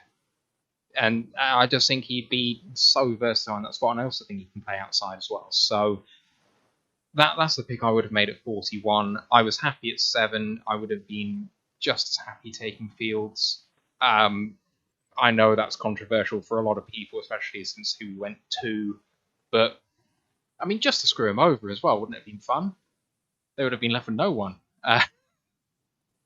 So that's mine. Let's move on to the next sort of questions. So Robert has asked, which of our rookies will perform better than expectation and worse than expectation? So let's just pick out one each just to make that nice and simple. So let's start with Ant. So to go above expectation, I think Derek Barnes. I think he's going to be great at this level, and I think he's going to surprise people for a 4th round pick. One who could go below expectations, this is not a dig at him, but I feel like it has to be Sewell, because I feel like the expectation over him is massive, whereas the rest of the picks, I don't think we'd be all that disappointed if they didn't turn into massive superstars. So for me, it's Sewell who's the one who could underachieve the most, especially switching tackle position. Steve. Yeah, I agree. I think that switching tackle position, it could prove harder than maybe everyone thinks, and maybe it's next season that we see the best out of Sewell in 2022. But I think out of the picks, St. Brown has got a real chance at wide receiver. I just think the depth of talent that we've got on wide receiver, and also the kind of unpredictability of how durable some of these guys are that we've signed. I think, if he performs well in camp and really comes on, I think playing in the slot, it's going to suit Goff to target him, and I think he could make a nice impact in the first season.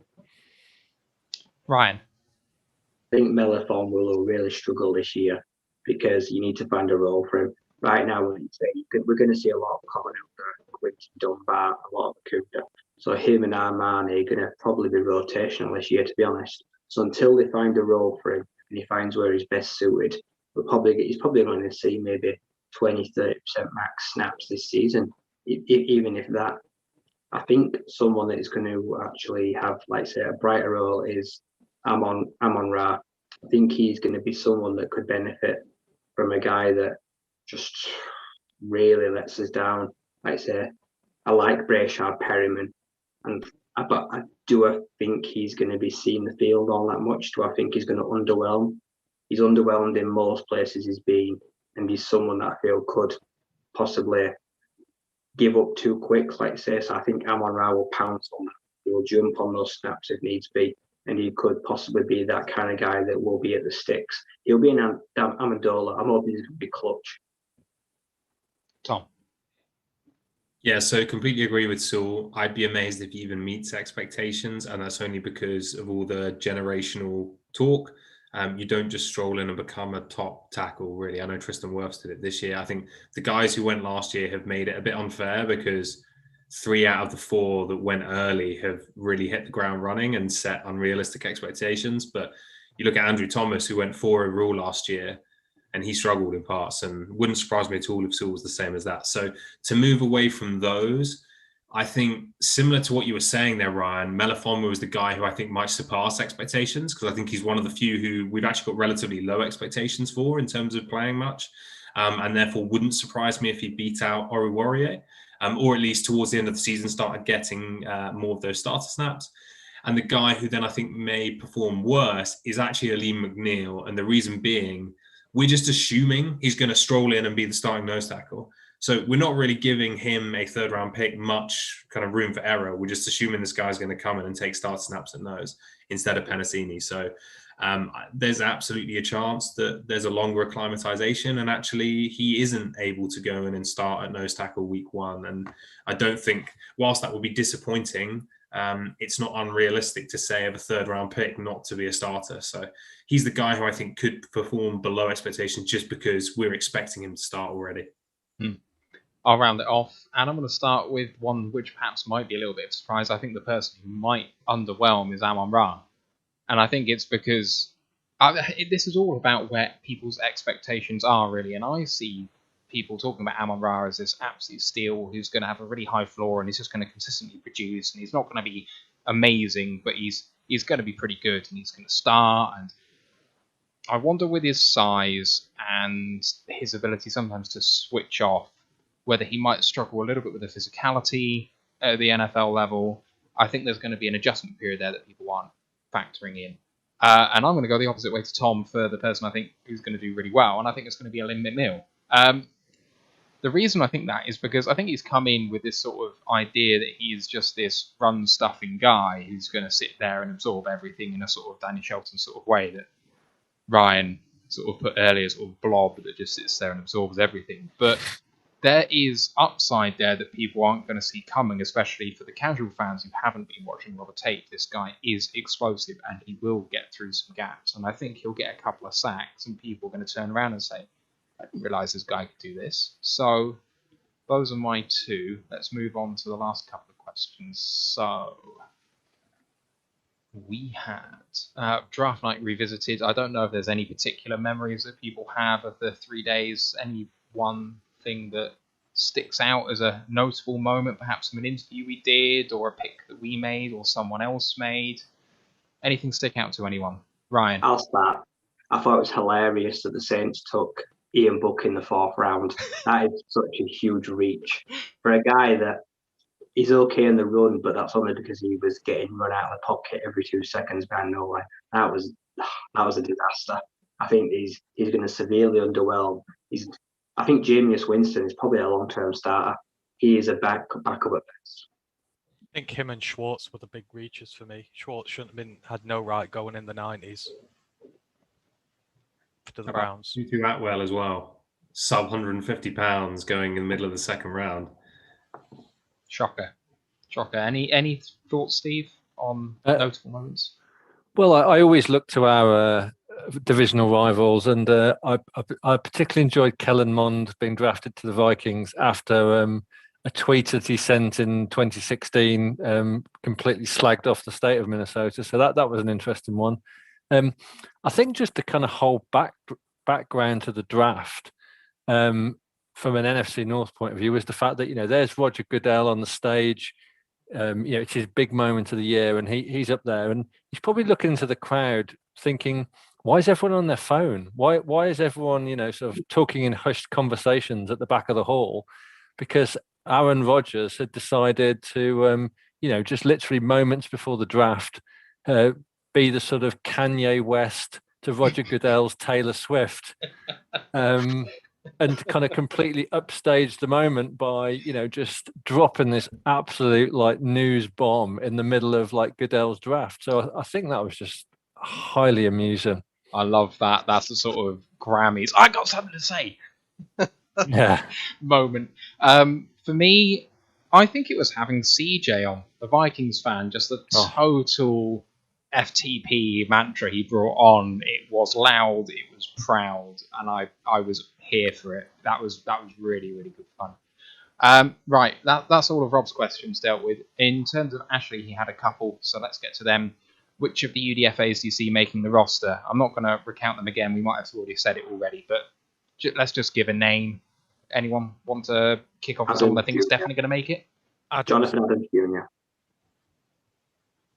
Beckett. I think Beckett's going to be near starting potential by the end of this year. I think he's that good, potentially. Maybe Surratt? Yeah, and then let's go Rakeem Boyd, because running backs, you're going to need a few of them. Yeah, I think AJ Park has a good shot with the upside on special teams. I think that's probably the one for me that's the most. Right, here's second to last question. Which positions should the Lions be looking for in vets, now given the news? But anywhere else? Safety. I think that might be universal. Yeah, safety for sure. I've just looked and like Malik Hooker from the Colts is still unsigned. I mean, I know he's visiting the Dolphins today. Oh, well, he's so injury prone. I know. Oh. Well, just don't guarantee it for injury then. Yeah. But yeah, I mean, this is it. Like tight end is, has all of a sudden become a problem. Safety is a problem anyway. But I was just reading that I think it's the Denver Broncos starting guard or tackle has ripped his Achilles today, practicing outside the facility on his own, and he's out for the season. And I mean, these things are going to be happening for the next few months. So let's just hope that our luck holds out a bit better than it has done so far.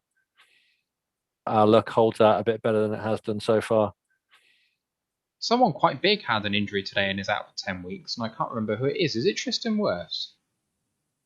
No, Andrew Thomas. It's the Jets guy, Quinnen Williams. It's Quinnen Williams. Quinnen Williams, that's who I was thinking of. Yes. Broke his toe. All right. Last question from Ashley. Rate or rank the draft of the other NFC North teams? Anyone want to go first on that?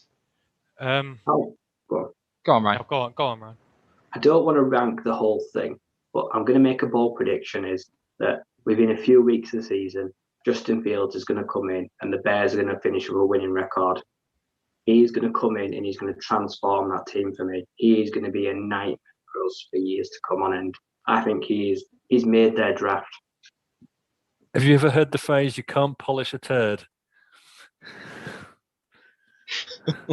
Yeah, I think he's going to make the best of, well, I say, if they can't trade Miller, they've got Darnell Mooney, he's got Allen Robinson for 1 year. Those three guys, if he can get in for, say, 10 games of those guys, I think he's going to make the most of them. I think the problem with the Bears pick is the amount of draft capital that they've given up. Picking the quarterback when they've got so many holes on the roster. I know Fields is good. I'm sure he is going to be a really good quarterback at some point. But they've already paying Andy Dalton a small fortune. They're paying Nick Foles a small fortune. They can't cut either of them. And they're taking a quarterback and they're giving up next year's draft capital. If Fields is a bust, it's an absolute dumpster fire for the Bears. And absolutely. And they spent their next 3 picks on tackles after that, didn't they? On their own end. But I think I like the Bears draft at the start. I think in Fields and Jenkins, they probably got the best of the NFC North teams in the first 2 rounds. Jenkins just fell to them there. But I think they also got the steal of the entire draft with Daz Newsome at 221. I would have given anything to get him at that point. I had him predicted in the 5th round, so for him to fall so far, I think he's a great receiver, and I think he's going to cause us a lot of problems. He's a speedster there, so I think the Bears probably, they got the best steal, they had the best opening, but I think overall the Vikings, the Packers, I think early on they struggled. I think the Packers picking Myers over Humphrey was a massive mistake. But I do like some of the late round picks. The Vikings got Emir Smith-Marset at 157. I think that was a great pick there. What do you think about Eric Stokes? And I love Eric Stokes. I think he's a great player, and I think I think the trouble is, I think it's the wrong team for him. The Packers fans are not very nice towards cornerbacks that aren't named Jair Alexander. I think he'll be expected to contribute heavily right away because they need a guy next to Alexander to hold that secondary down. And I don't think Stokes is going to have the immediate impact they want. I think in time he's going to be great, but I feel like they're going to give him a rough ride early on. And I was a bit gutted he went there, in fairness, because he was one of my favorite players. But I mean, they did get a steal later on with Jean Charles, cornerback as well. I think he'll do really well there. So I think in time their cornerback room's going to become pretty decent. But yeah, I didn't want to see Stokes there. He's going to be really good. I think that the thing that's like unbelievable from the Lions' point of view is in the off season where we got rid of Matt Stafford and QB was like the biggest focus. Out of the 4 teams in the NFC North, we're the only team that currently isn't in the middle of a quarterback controversy, because the Kellen Mond arriving at the Vikings, I'm sure, is going to unsettle Cousins. And Cousins' deal is watertight for the next 2 years, so that's going to be interesting. You've now got 3 QBs at the Bears, and then obviously we've talked to death about Rodgers and the Jordan Love. So, I mean, how ironic is that? Well, the Vikings were waiting for Fields to fall, weren't they? That came out, so I think Cousins is probably going to be even more concerned now, and I think it was silly of the Vikings to wait. They were a lot higher than the Bears were. They'd have probably had to give up a lot less if they really wanted him. But yeah, they screwed up their early draft. I don't think Darasaur was worth 23.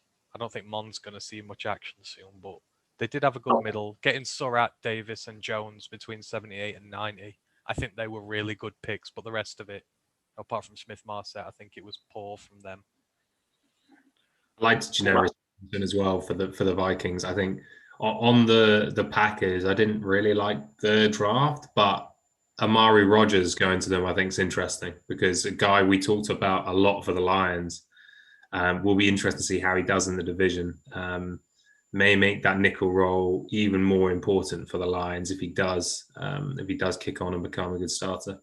I like the end of the Packers draft. Like I say, John Charles 178, McDuffie 220, Kylan Hill 256, I think it was. Kylan Hill's one of those running backs who were late on, who has a potential to be a really good gadget guy. I think late on they did get it spot on, and the Rodgers pick. So it's hard to say who's had the best one out of them. I think all the teams have landed some really good ones, but a lot of it is also a bit not sure.